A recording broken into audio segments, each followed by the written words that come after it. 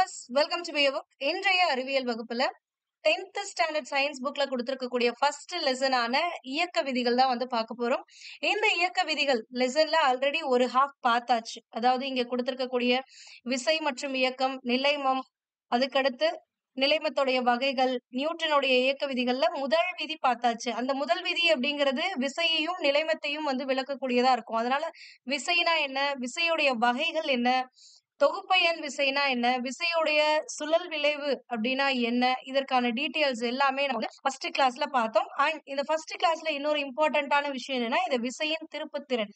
அதாவது இந்த ஒரு ஆக்டிவிட்டி மாதிரி போய் பண்ணி பாருங்க அப்படின்னு சொன்னோம். ஒரு டோர் இப்படி இருக்கு அப்படின்னா, அந்த டோர்ல இந்த எட்ஜ்ல வச்சு தள்ளுறதுக்கும், அதே அந்த டோர உடைய அந்த சுவர்ல இணைந்திருக்க பக்கத்துல வச்சு தள்ளுறதுக்கும் ஃபோர்ஸ் வந்து நீங்க அதிகமா குடுக்கணும். ஆனா எட்ஜ்ல தள்ளினீங்கன்னா லைட்டா ஃபோர்ஸ் குடுத்தா கூட அந்த டோர் ஆனது ஓப்பன் ஆயிடும் ஃபுல்லா. அந்த ரொட்டேஷன் கிடைக்கும் உங்களுக்கு. சோ அதுக்கான காரணம் என்னன்னா, இந்த எந்த பாயிண்ட்ட பொறுத்து ஒரு இது சுழலுதோ, அதாவது இந்த மைய அச்ச பொறுத்து தான் இந்த டோர் வந்து ரொட்டேட் ஆகுது.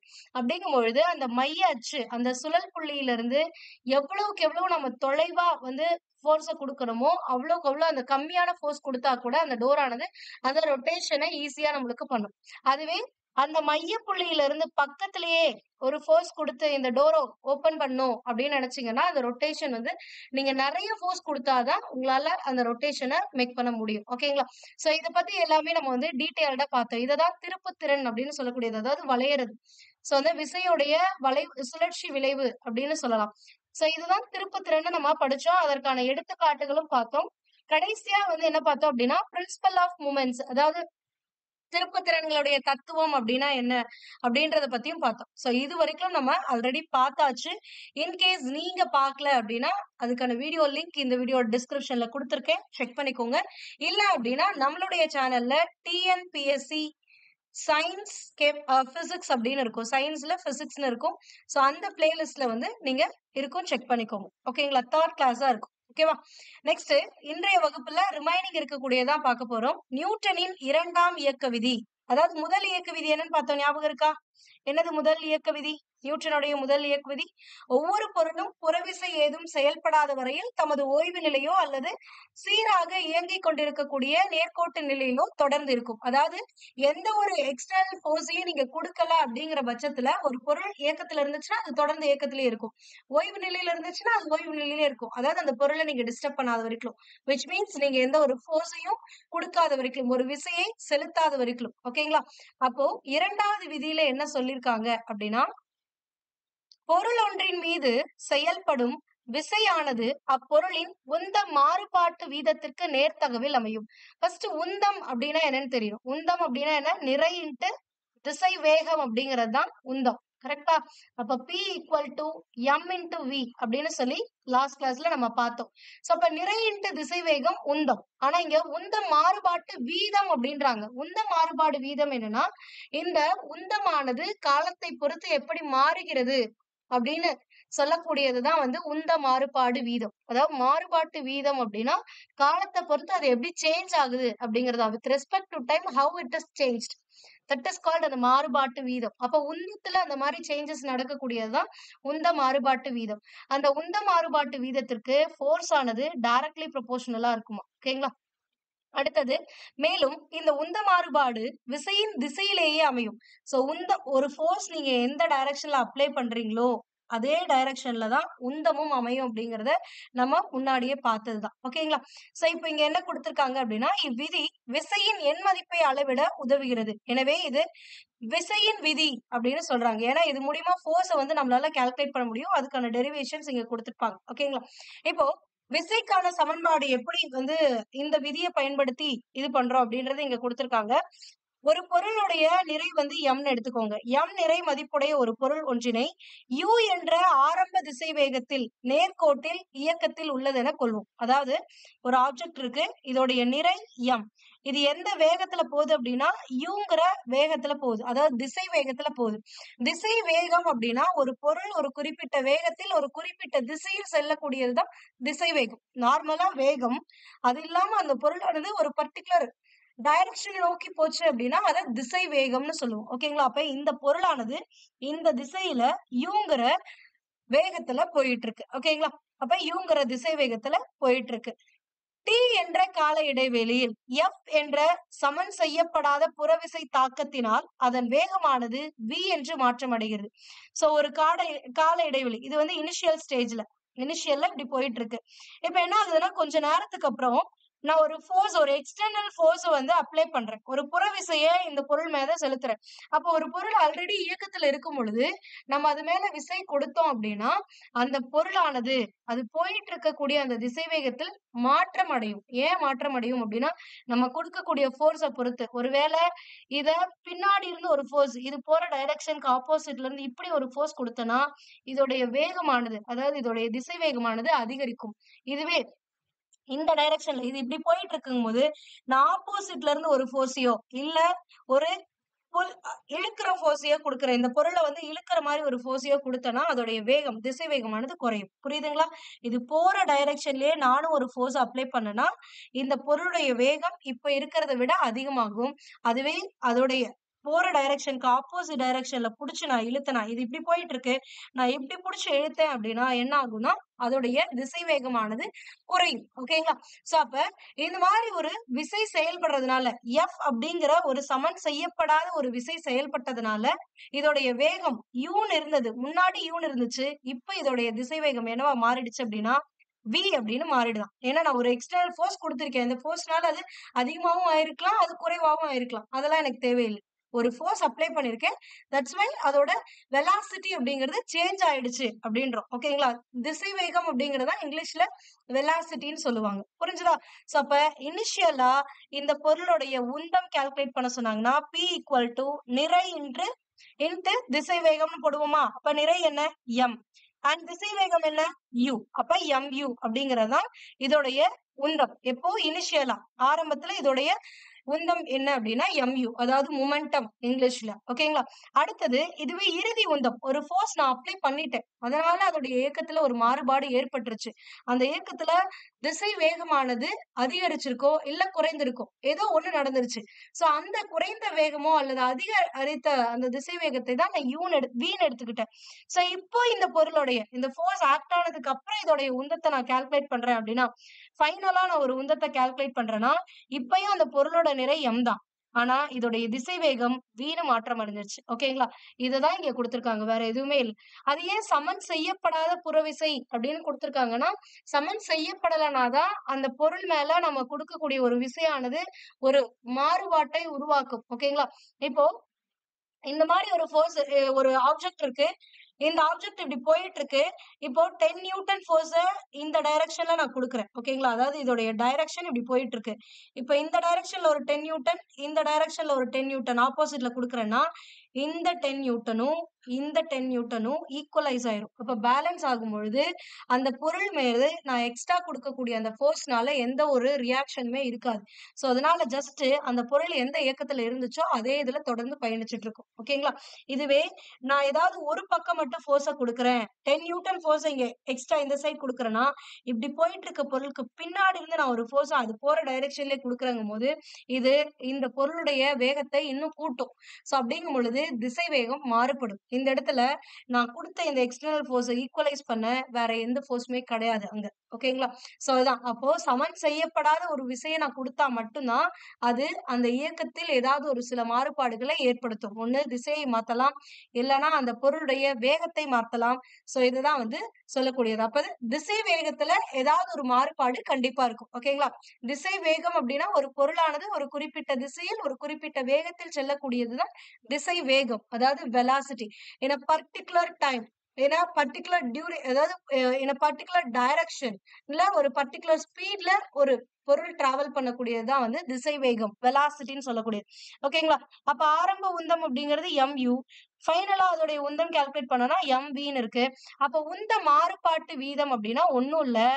இந்த 2 உந்தங்களுக்கான அந்த டிஃபரன்ஸ் தான் வந்து மாறுபாடு. இதுல இருந்து இது எவ்வளவா அதிகரிச்சிருக்கு இல்ல எவ்வளவு குறைஞ்சிருக்கு அப்படின்னு சொல்லக்கூடியதுதான் உந்த மாறுபாடுன்னு சொல்லக்கூடியது. ஆனா இங்க மாறுபாட்டு வீதம் அப்படின்றாங்க. அப்படின்னா அது காலத்தை பொறுத்து எப்படி மாறுபட்டு இருக்கிறது அப்படின்னு அர்த்தம். ஓகேங்களா?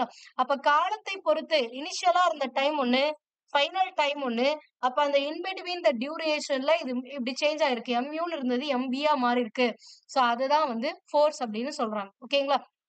அதான் இங்க குடுத்திருப்பாங்க. உந்த மாறுபாடு அப்படிங்கிறது ஃபைனல் ஃபோர்ஸ்ல, அதாவது ஃபைனலா இருந்த அந்த மொமெண்டம்ல இருந்து இனிஷியலா இருந்த அந்த மொமெண்டம மைனஸ் பண்றாங்க. டிஃபரன்ஸ் எடுக்கணும். அவ்வளவுதான். அப்ப பிஎஃப் அப்படிங்கிறது எம்பி, பிஐ அதாவது இனிஷியலா இருந்த உந்தம். பினா உந்தம், ஐனா இனிஷியல் ஆரம்பத்தில் அர்த்தம். அப்ப இனிஷியலா இருந்த உந்தம் எம்யூ. அப்ப ஃபைனல் மைனஸ் இனிஷியல் அப்படிங்கும்போது எம்பி மைனஸ் எம்யூன்னு வரும். இது உந்த மாறுபாடு. ஆனா நியூட்டனுடைய இரண்டாவது இயக்க விதி என்ன சொல்லுது அப்படின்னா, உந்த மாறுபாட்டு வீதத்துக்கு தான். Force is directly proportional to உந்த மாறுபாட்டு வீதம். வீதம் அப்படின்னா கீழே டைம் வரணும். இந்த உந்த மாறுபாடுக்கு கீழே டைம் போடணும். அதுதான். ஓகேங்களா? அப்ப உந்த மாறுபாட்டு வீதம்கான ஃபார்முலா என்னன்னா, உந்த மாற்றம் டிவைடட் பை காலம். அதுதான். ஓகேங்களா? அப்ப இதை எப்படி எழுதலாம்? ஃபோர்ஸ் டைரக்ட்லி ப்ரொபோர்ஷனல் டு உந்த மாற்றம் என்னது? எவ்வளவு உந்த மாறுபாடு? PF minus PI. அது MV minus MU and divided by வீதம் அப்படிங்கறதுனால டைம் போடணும். ஓகேங்களா? சோ இதுதான் இங்க கொடுத்திருக்காங்க. அப்போ இது டைரக்ட் ப்ரொபோர்ஷனலா இருக்கு. இது எக்ஸாக்டா ஈக்குவல் அப்படின்னு போடணும்னா ஒரு கான்ஸ்டன்ட் நம்ம யூஸ் பண்ணிக்கணும். அதுதான் விகித மாறிலின்னு சொல்லக்கூடிய கே. இதோட வேல்யூ என்னவோ ஒண்ணுதான். ஓகேங்களா? அதனால F equal to K M V minus MU divided by டீன்னு இருக்கும். ஓகேங்களா? இது பிராக்கெட் குள்ள இருக்கும். இப்போ இந்த இடத்துல k ஓட வேல்யூ 1 அப்படின்னு எடுத்துக்கிட்டோம்னா f ஈக்குவல் டு வெறும் mv minus mu divided by t வந்துருமா? இப்போ என்னன்னா இது வெளியில எடுங்க. இங்கேயே ரெண்டு இடத்துலயுமே, அதாவது இப்போ இங்க இருக்கிறதுலே வந்துட்டு எப்படி இருக்கு? f equal to mv minus mu divided by t இருக்கா? ரெண்டுலயுமே காமனா m இருக்கா? அப்ப m வெளில எடுத்துருங்க. மாஸ வெளில எடுத்துட்டீங்கன்னா v minus u divided by t அப்படின்னு சொல்லலாம். vங்கிறது என்னது? கடைசியா இருந்த திசை வேகம், அதாவது வெலாசிட்டி. ஓகேங்களா? யூங்கிறது என்னது? ஆரம்பத்துல இருந்த திசை வேகம். ஓகேங்களா? சோ அப்ப இது இதை என்னன்னு சொல்லலாம்னா திசை வேக மாற்றம்னு சொல்லலாம். v minus you. ஏன்னா ஆரம்பத்துல இருந்த திசை வேகத்திற்கும் ஃபைனலா இருந்த திசை வேகத்திற்கும் இருக்கக்கூடிய அந்த டிஃபரன்ஸ் தான் திசை வேக மாற்றம் அப்படின்னு சொல்லுவாங்க. அப்ப திசை வேகம் பை மாற்றம், அதாவது திசை வேக மாற்றம் பை காலம் அப்படிங்கறத நம்ம எப்படி எடுத்துக்கலாம்னா முடுக்கம் அப்படின்னு எடுத்துக்கலாம். ஓகேங்களா? அப்ப முடுக்கம் அப்படின்னா இங்கிலீஷ்ல ஆக்சிலரேஷன் சொல்லுவாங்க. தமிழ்ல முடுக்கம் ஈக்குவல் டு திசைவேக மாற்றம் பை காலம். முடுக்கத்திற்கான ஃபார்முலா அப்படின்னா திசைவேக மாற்றம் பை காலம். இதை நான் உங்களுக்கு ஃபர்ஸ்ட் கிளாஸ்லயே எக்ஸ்பிளைன் பண்ணிருப்பேன். என்னன்னா இடப்பெயர்ச்சி அப்படிங்கிறது, அதாவது டிஸ்பிளேஸ்மெண்ட் அப்படின்னா ஒரு பிளேஸ்ல இருந்து ஒரு பொருள் எவ்வளவு தூரம், எவ்வளவு தொலைவு நகர்ந்திருக்கு அப்படிங்கிறது தான் டிஸ்பிளேஸ்மெண்ட் அல்லது இடப்பெயர்ச்சி அப்படின்னு சொல்லக்கூடியது. ஓகேங்களா? இதுவே திசை வேகம் அப்படின்னா என்னன்னா ஒரு பொருளானது ஒரு பாயிண்ட்ல இருந்து இன்னொரு பாயிண்ட்டுக்கு டிராவல் பண்ணுது. அது எந்த டைரக்ஷன்ல பண்ணுது அப்படிங்கிறது முக்கியம். அது மட்டும் இல்லாம எவ்வளவு வேகத்துல பண்ணுதுங்கிறது முக்கியம். அப்ப ஒரு குறிப்பிட்ட திசையில் ஒரு குறிப்பிட்ட வேகத்தில் ஒரு பொருளானது ஒரு பாயிண்ட்ல இருந்து இன்னொரு பாயிண்ட்டுக்கு மூவ் ஆகக்கூடிய அந்த ஸ்பீட தான் என்னன்னு சொல்லுவாங்கன்னா வெலாசிட்டி அல்லது திசை வேகம் அப்படின்னு சொல்லுவோம். இதுவே முடுக்கம் அப்படின்னா என்னன்னா இந்த திசை வேகம் ஒரே மாதிரியாக இருக்காது. ஒரு பொருள் இயங்கிக் கொண்டிருக்கும் பொழுது திசை வேகமானது ஸ்டார்டிங்ல என்ன இருக்கோ அதேதான் லாஸ்ட் வரைக்கும் இருக்குமானா கண்டிப்பா இருக்காது. நடுவுல சேஞ்சஸ் நடக்கும். பிகாஸ் நம்மளுக்கு கண்ணுக்கு தெரியாத பல விசைகள் அந்த பொருளுடைய இயக்கத்தின் மேல ஆக்ட் ஆகும். அதனால அந்த திசை வேகமானது மாற்றம் அடைந்து கொண்டே இருக்கும். அதனாலதான் அந்த திசை வேகத்தில் ஏற்படக்கூடிய மாற்றம் அந்த காலத்தை பொறுத்து அந்த திசை வேகத்தில் ஏற்படக்கூடிய மாற்றத்தினை முடுக்கம் அப்படின்னு சொல்லுவாங்க. ஓகேங்களா? சோ இது இங்கிலீஷ்ல ஆக்சலரேஷன் அப்படின்னு சொல்லுவாங்க. The rate of change of velocity with respect to time is called acceleration. Nothing but the rate of change of velocity with respect to time. அதாவது டைம் பொறுத்து வெலாசிட்டியில நடக்கக்கூடிய அந்த மாற்றத்தை தான் ஆக்சலரேஷன் அப்படின்னு சொல்லக்கூடியது. ஓகேங்களா? அப்போ இனிஷியலா எனக்கு இருந்த திசை வேகம் u, கடைசியா எனக்கு இப்போ இந்த ஒரு ஃபோர்ஸ் ஆக்ட் ஆனதுனால எனக்கு அதோடைய திசை வேகம் v ன்னு மாறுச்சு. அதனாலதான் இதோடைய உந்தம் mv மாறுச்சு. கரெக்டா? சோ அப்ப எனக்கு இனிஷியலா இருந்தது வெலாசிட்டி u, கடைசியா இருந்தது v. அப்போ இந்த ரெண்டும் காலத்தை பொறுத்து இந்த திசைவேகம் மாறுபட்டு இருக்கு. அதனாலதான் உந்தம் மாறுபட்டு இருக்கு. ஓகேங்களா? அப்போ இந்த திசைவேக மாற்றத்தை v மைனஸ் u அப்படின்னு எழுதலாம். அப்ப v minus u divided by time. ஏன்னா இதுவும் காலத்தை பொறுத்து அப்படிங்கறதுனால. அப்போ திசைவேக மாற்றம் பை காலம்னா முடுக்கமா, அப்ப v minus u by t அப்படிங்கிறத நான் முடுக்கம் அப்படின்னா ஏங்கிற லெட்டர்ஸ் யூஸ் பண்ணுவோம், டினோட் பண்ணுவோம். அப்ப ஏன்னு எடுத்துக்கலாம். அப்ப இது எப்படி எழுதலாம்? F equal to m into ஏன்னு எழுதலாமா? இப்ப ஃபோர்ஸ்க்கான ஃபார்முலா கிடைச்சிருச்சா? இந்த செகண்ட் லா படி இதுதான் வந்து இங்க மென்ஷன் பண்ணிருப்பாங்க. உந்த மாறுபாட்டு வீதத்திற்கு நேர்த்தகவில் அமையும். இந்த உந்த மாறுபாடு வீதம் விசையின் திசையிலேயும் அமையும். அதனால் இதனை கொண்டு விசையின் மதிப்பை எண் மதிப்பினை அளவிடலாம்னு சொன்னாங்களா? இப்போ விசை அப்படின்னா என்னன்னா மாஸ் இன்டு ஆக்சிலரேஷன் அப்படிங்கிறது தான் ஃபோர்ஸ், அவ்வளவுதான். அப்ப மாஸ்னா நிறை, ஆக்சிலரேஷன்னா முடுக்கம், அப்ப விசை ஈக்குவல் டு நிறை இன்ட்டு முடுக்கம் அப்படின்னு சொல்லிடலாம். இப்ப நிறைய பேருக்கு டவுட் வரும், மேம் திசை வேகம் ஆரம்பத்துல ஒண்ணு இருந்துச்சு, கடைசியில ஒண்ணு மாறுது, ஏன் வந்து ஒரு பொருள் இயக்கத்துல இருக்கும் பொழுது இந்த திசை வேகத்துல மாற்றம் ஏற்படும், அதனால முடுக்கம் உருவாகுது அப்படின்னு சொன்னீங்கன்னு. திசை வேகத்துல ஏன் மாற்றம் உருவாகும் அப்படின்னா, உங்களுக்கு ஒரு எக்ஸாம்பிள். இப்ப ஒரு பொருள் இப்படி ஒரு வட்ட வடிவில, இப்போ ஒரு காரை எடுத்துக்கோங்களேன். ஒரு கார் வந்து இந்த சர்க்குலர் பாத்துல வந்து மூவ் பண்றாங்க, டிரைவ் பண்றாங்க அப்படின்னா, இப்போ இந்த காரானது இந்த சர்க்குலர் பாத்துல தான் இப்படி வளைஞ்சு வளைஞ்சு சுத்தி வரணும், கரெக்டா? திசை வேகம்னா என்னது? ஒரு பர்டிகுலர் திசையில ஒரு பொருளுடைய வேகத்தை திசை வேகம்னு சொல்லுவோம். அப்ப இந்த பொருளானது இந்த டைரக்ஷன்ல இப்ப மூவ் ஆகிட்டு இருக்கு. அப்போ இந்த பாயிண்ட்ல இருக்கும்போது இந்த டைரக்ஷனா, அடுத்து இந்த பாயிண்ட்க்கு வரும்போது அதோடைய டைரக்ஷன் என்ன ஆகுது? இதே நேர்கோட்டிலே போல காரு என்ன ஆகுது? அதோடைய திசை இப்படி மாறுது. அப்பதான் இது என்ன பண்ண முடியும்? சர்க்குலர் பாத்துல அதால ரொட்டேட் பண்ண முடியும். அப்போ இந்த ரேடியஸ், அதாவது இந்த சர்க்கிள்க்கு அவுட்டர்ல இருக்கக்கூடிய இந்த பாத்துல இருந்து இந்த காரானது போகும்பொழுது ஒவ்வொரு பாயிண்ட்லயும் அதோடைய பொசிஷன் ஆனது, அதோடைய திசையானது மாற்றம் அடைகிறது. அப்ப முடுக்கம் அப்படின்னா வெலாசிட்டியில திசை மாற்றம் அடைந்தாலும் முடுக்கம் அடையும், இல்ல இந்த போகக்கூடிய ஸ்பீடுல ஏதாவது சேஞ்ச் இருந்தாலும் அதனாலையும் முடுக்கம் ஏற்படும். ஏன்னா திசை வேகம் அப்படிங்கிறது வேகம் பிளஸ் திசை ரெண்டையும் சேர்த்ததுதான். அப்ப இந்த போய்கிட்டு இருக்கக்கூடிய டைரக்ஷன்ல மாறுபாடு ஏற்படுகிறது, இதைதான் திசை வேக மாறுபாடு அப்படின்னு சொல்லலாம். ஓகேங்களா? ஒண்ணு திசையில ஏற்படலாம், இல்லைன்னா இந்த காரோடைய வேகத்துல ஏற்படலாம், இல்ல ரெண்டுலயுமே ஏற்படலாம். எப்படி ஏற்பட்டாலுமே அதை முடுக்கம்னு நம்ம எடுத்துக்கணும். புரியுதா என்ன சொல்றேன்னுட்டு? திசை வேகம் அப்படின்னா ஒரு பர்டிகுலர் திசையில ஒரு பொருளானது டிராவல் பண்ண அந்த வேகத்துல, ஒரு குறிப்பிட்ட வேகத்தில் ஒரு குறிப்பிட்ட திசையில் அந்த பொருளுடைய இதுதான் வந்து போறதுதான் வந்து திசை வேகம், வெலாசிட்டின்னு சொல்லுவோம்.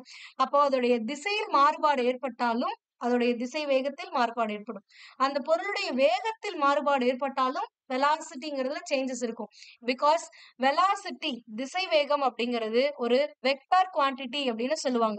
வெக்டார் குவான்டிட்டி அப்படின்னா அதற்கு எண் மதிப்பும் இருக்கும், திசையும் இருக்கும். ஓகேங்களா? அப்ப வெலாசிட்டிங்கிறது அது போகக்கூடிய டைரக்ஷனையும் டிபெண்ட் பண்ணி தான் இருக்கு. அப்போ இந்த டைரக்ஷன் சேஞ்ச் ஆகுதுன்னா திசை வேகம் மாறுபடுகிறது அப்படின்னு அர்த்தம். ஓகேங்களா? சோ இதுதான் ஒரு பொருள் இயக்கத்துல இருக்கும் போது இந்த மாதிரி ஏதாவது ஒண்ணு திசையில மாற்றம் இருக்கலாம், இல்லைன்னா வேகத்துல மாற்றம் இருக்கலாம், இல்லைன்னா ரெண்டுலயுமே சேர்த்து கூட மாற்றம் இருக்கலாம். இந்த 3 பாயிண்ட்ல எது நடந்தாலுமே அந்த இடத்துல திசை வேக மாற்றம்னு தான் நம்ம அதை சொல்லுவோம். அப்போ இந்த காலத்தை பொறுத்து இந்த திசை வேகம் மாறுவதுதான் இந்த முடுக்கம், ஆக்சலரேஷன் சொல்லக்கூடியது. புரிஞ்சுச்சா? சோ இவ்வளவுதான் வந்து இந்த கான்செப்ட். சீரான திசை வேகத்தில் நகரும் பொருளினை தொடர்ந்து நகர்த்த புறவிசை ஏதும் தேவையில்லை. அதாவது ஒரு பொருளானது ஒரு இயக்கத்துல போய்கிட்டு இருக்கு, ஒரு இயக்கத்துல இருக்கு அப்படின்னா அந்த பொருளை நகர்த்த, அதாவது அது திசைவேகம் நகரும் பொருளினை தொடர்ந்து நகர்த்த புறவிசை தேவையில்லை. இது மறுபடியும் இது இயக்கத்துலதான் இருக்குன்னா அது இயக்கத்திலேயே தான் இருக்கும். அது மறுபடியும் இன்னும் வந்து அந்த பொருள் வந்து ஓய்வு நிலைக்கு வந்துருமானா வராது. ஒரு பொருள் இயக்கத்தில் இருந்தால் அது தொடர்ந்து இயக்க நிலையில இருக்கும், ஒரு பொருள் ஓய்வு நிலையில இருந்தா அது தொடர்ந்து ஓய்வு நிலையில தான் இருக்கும். மாத்தணும் அப்படின்னு நினைச்சீங்கன்னா தான் ஒரு விசை தேவையே தவிர அதோடைய ஒரிஜினல் பொசிஷன்ல இருக்கிறதுக்கு எந்த ஒரு புறவிசையும் தேவையில்லை. இயக்கத்தில் இருந்தால் தொடர்ந்து இயக்க நிலையிலே இருக்கும். அதை ஓய்வு நிலை கொண்டு வரணும்னா தான் ஒரு ஃபோர்ஸை நீங்க அப்ளை பண்ணணும். ஓகேங்களா? அதே மாதிரி ஒரு பொருள் ஓய்வு நிலையில இருக்குன்னா அதை இயக்கத்துக்கு கொண்டு வரதுக்கு ஒரு ஃபோர்ஸ் வேணும். ஆனா ஒரு பொருள் ஓய்வு நிலையில இருந்துச்சுன்னா அது மேல நீங்க எந்த ஃபோர்ஸையும் அப்ளை பண்ணலன்னா அது அப்படியே தான் இருக்கும். ஓகேங்களா? அதான் இங்க கொடுத்திருக்காங்க. சீரான திசை வேகத்தில் நகரும் பொருளினை தொடர்ந்து நகர்த்த புறவிசை ஏதும் தேவையில்லை. ஒரு பொருள் இயக்கத்துல இருக்குன்னா அது இயங்கிக்கிட்டே தான் இருக்கும். அதை நீங்க நகர்த்துறதுக்கு ஒரு புறவிசை, எக்ஸ்டர்னல் ஃபோர்ஸஸ் நாட் நீடட் அப்படின்றாங்க. அடுத்தது, புறவிசைகளின் தொகுப்பு பயன் மதிப்பு சுழியாக இல்லையெனில் திசை வேக மதிப்பில் உறுதியாக மாற்றம் இருக்கும் அப்படின்றாங்க. புறவிசையின் தொகுப்பு பயன் மதிப்பு அப்படின்னா ரிசல்டன்ட் ஃபோர்ஸ் அப்படின்னு சொல்லக்கூடியது. அதாவது ஒரு பொருள் இப்படி இயங்கிக்கிட்டு இருக்கு, இந்த டைரக்ஷன்ல இயங்கிட்டு இருக்கு, இது மேல ஒரு 10 நியூட்டன் ஃபோர்ஸ் அது இயங்குற திசையிலே கொடுக்குறேன். அடுத்தது இந்தாண்ட ஒரு 5 நியூட்டன் ஃபோர்ஸ் கொடுக்குறேன். ஓகேங்களா? சோ இந்த மாதிரி கொடுக்கும் பொழுது இந்த 5 நியூட்டனுக்கு இந்த 10ல ஒரு 5 நியூட்டன் எடுத்துருவோம். மீதி இருக்க 5 நியூட்டன் இருக்கு பாருங்க, அதுதான் தொகுப்பயன் விசை அப்படின்னு சொல்லக்கூடியது. அதாவது இந்த பொருளின் மீது செயல்படுத்தக்கூடிய, அது ஆக்ட் ஆயிட்டு இருக்கக்கூடிய எல்லா விசைகளின் கூடுதலைத்தான் தொகுப்பயன் விசை அப்படின்னு சொல்லுவோம். இந்த டைரக்ஷன்ல அதிகமா இருக்கிறத பிளஸ் எடுத்துக்கிட்டீங்கன்னா, ஆப்போசிட் டைரக்ஷன்ல வரது மைனஸ் எடுத்துக்கணும். அப்ப இது ரெண்டையும் கூட்டினீங்கன்னா 10 மைனஸ் 5 இஸ் 5 தான். அப்ப ஓவராலா இது மேல ரிசல்டன்ட் ஃபோர்ஸ் இந்த பொருள் மேல எவ்வளவுதான் ஆக்ட் ஆகுதுன்னா 5 நியூட்டன் ஃபோர்ஸ் இந்த டைரக்ஷன்ல ஆக்ட் ஆகுது. அவ்வளவுதான். ஓகேங்களா? இங்க நான் 2 ஃபோர்ஸ் அப்ளை பண்ணிருக்கலாம். பட் ஓவராலா இந்த பொருள் மேல எவ்வளவு ஃபோர்ஸ் ஆக்ட் ஆகுதுன்னா ஜஸ்ட் ஒரு 5 நியூட்டன் ஃபோர்ஸ் தான் ஆக்ட் ஆகுது. ஏன்னா இந்த 5 நியூட்டன் இதுல இருக்கக்கூடிய ஒரு 5 நியூட்டனோட பேலன்ஸ் ஆயிடும். மீதி இருக்கக்கூடியதுதான் இந்த தொகுப்பயன் அப்படிங்கிறது. ஓகேங்களா? சோ இந்த தொகுப்பயன் ஃபோர்ஸ்ங்கிறது சுழியாக இல்லை அப்படின்னா அதோடைய திசை வேகத்தில் உறுதியாக மாற்றம் இருக்கும் அப்படின்றாங்க. இப்போ இது வந்து சுழி இல்ல. 5 நியூட்டன் ஃபோர்ஸ் வந்து இந்த பொருள் மேல இயங்கிட்டு இருக்கு. அப்ப இது இயக்கத்துல இருக்கும் பொழுது இந்த 5 நியூட்டன் ஃபோர்ஸ் எக்ஸ்ட்ரா நான் கொடுக்கும் பொழுது அந்த பொருளுடைய வேகத்துல மாற்றம் ஏற்படும். ஏன்னா நான் ஆல்ரெடி அது போயிட்டு தான் இருக்கு. அது மேல நான் ஒரு 5 நியூட்டன் எக்ஸ்ட்ரா கொடுத்திருக்கேன். கொடுத்திருக்கும் போது இது என்ன பண்ணும்? இன்னும் அதிகமா வந்து போக ஆரம்பிக்கும். அப்ப அதோடைய வேகத்தில் மாறுபாடு ஏற்படும். இல்லைன்னா நான் கொடுக்கக்கூடிய ஃபோர்ஸோட டைரக்ஷனை பொறுத்து அதோடைய திசையில் மாறுபாடு ஏற்படலாம். அப்ப திசையிலோ வேகத்திலோ மாறுபாடு ஏற்பட்டு விட்டது என்றால் அது வெலாசிட்டியில மாறுபாடு, அதாவது திசை வேகத்தில் மாறுபாடு ஏற்படுகிறதுன்னு தான் எடுத்துக்குவோம். அப்போ இந்த மாதிரி இந்த ரிசல்டன்ட் ஃபோர்ஸ் ஜீரோவா இல்ல அப்படின்னா கண்டிப்பா இந்த பொருளுடைய திசை வேகத்தில் வெலாசிட்டியில் மாற்றம் ஏற்படும். ஓகேங்களா? இங்க 0 ஆகல, 5 நியூட்டன் இருக்கு. இது இந்த டைரக்ஷன்ல அப்ளை ஆகுறதுனால கண்டிப்பா இந்த பொருளுடைய வேகமானது அதிகரிக்கும். ஏன்னா ஆல்ரெடி அது இப்படி போயிட்டு இருக்கு. இதுல நான் ஒரு 5 நியூட்டன் ஃபோர்ஸ் எக்ஸ்ட்ரா இந்த சைட்ல கொடுத்திருக்கேன். அப்படிங்கும்போது அதோடைய வேகத்தில் மாறுபாடு அடைகிறது. அப்ப வேகத்தில் மாறுபாடு அடையும் பொழுது திசை வேகமானது மாறுபடும் அப்படிங்கறத இங்க கொடுத்திருக்காங்க. உந்த மாற்றமானது விசையின் திசையிலேயே அமையும். இம்மாற்றமானது அதன் எண் மதிப்பிலோ திசையிலோ அல்லது இவை இரண்டிலுமோ ஏற்படலாம் அப்படின்றாங்க. உந்த மாற்றம் அப்படின்னா உந்தம்னா என்னது? நிறை இன்ட்டு திசை வேகம். அப்போ ஒரு ஃபோர்ஸ் ஆக்ட் ஆகும் பொழுது திசை வேகத்துல மாறுபாடு ஏற்படுதுன்றோம். அப்ப திசை வேகம் மாறுபட்டுச்சுன்னா உந்தத்திலேயே என்ன ஆகும்? மாறுபாடு ஏகும். ஏன்னா உந்தம் அப்படிங்கிறது என்னது? நிறை இன்ட்டு அந்த திசை வேகம் தான். அப்ப உந்தத்திலும் மாறுபாடு ஏற்படும் அப்படின்றாங்க. ஓகேங்களா? உந்த மாற்றமானது விசையுடைய திசையிலேயே அமையும். ஆக்சுவலா திசை வேகமே விசையுடைய திசையில தான் அமையும். இம்மாற்றமானது அதன் எண் மதிப்பிலோ அல்லது திசையிலோ அல்லது இவை இரண்டிலுமோ ஏற்படலாம். நான் முன்னாடி சொன்னதான். இந்த ஃபோர்ஸ் அப்படிங்கிறது நான் அப்ளை பண்றது இதோடைய வேகத்துல மாற்றத்தை ஏற்படுத்தலாம். இல்லைன்னா ஒரு ஃபோர்ஸை இப்படி நான் கொடுக்குறேன். இந்த பொருள் இப்படி போயிட்டு இருக்குமோ இப்படி ஒரு ஃபோர்ஸ் நான் கொடுக்குறேன்னா அந்த பொருள் இந்த டைரக்ஷன்ல கொஞ்சம் திசையில விலகிறதுக்கான பாசிபிலிட்டிஸ் இருக்கு. இல்லைன்னா ரெண்டுலயுமே அட் அ டைம்ல நடக்கிறதுக்கான பாசிபிலிட்டிஸுமே இருக்கு அப்படின்னு. ஓகேங்களா? இதுதான். அடுத்தது விசையின் முடுக்கத்தினை ஏற்படுத்துகிறது. விசை முடுக்கத்தினை ஏற்படுத்துகிறது. எப்படி முடுக்கத்தை ஏற்படுத்துகிறது அப்படின்னா சிம்பிள். இப்ப நீங்க பார்த்தா அதேதான். ஒரு எக்ஸ்டர்னல் ஃபோர்ஸ் ஏற்படும் பொழுது உங்களுக்கு என்ன ஆச்சு? அதோடைய திசை வேகத்துல மாறுபாடு ஏற்பட்டுச்சுன்னு. திசை வேக மாறுபாடு காலத்தை பொறுத்து ஒரு திசைவேக மாறுபாட்டை தான் நம்ம என்னன்னு சொல்லுவோம்? முடுக்கம்னு சொல்லுவோம். அவ்வளவுதான், முடிஞ்சு போச்சு. புரியுதுங்களா?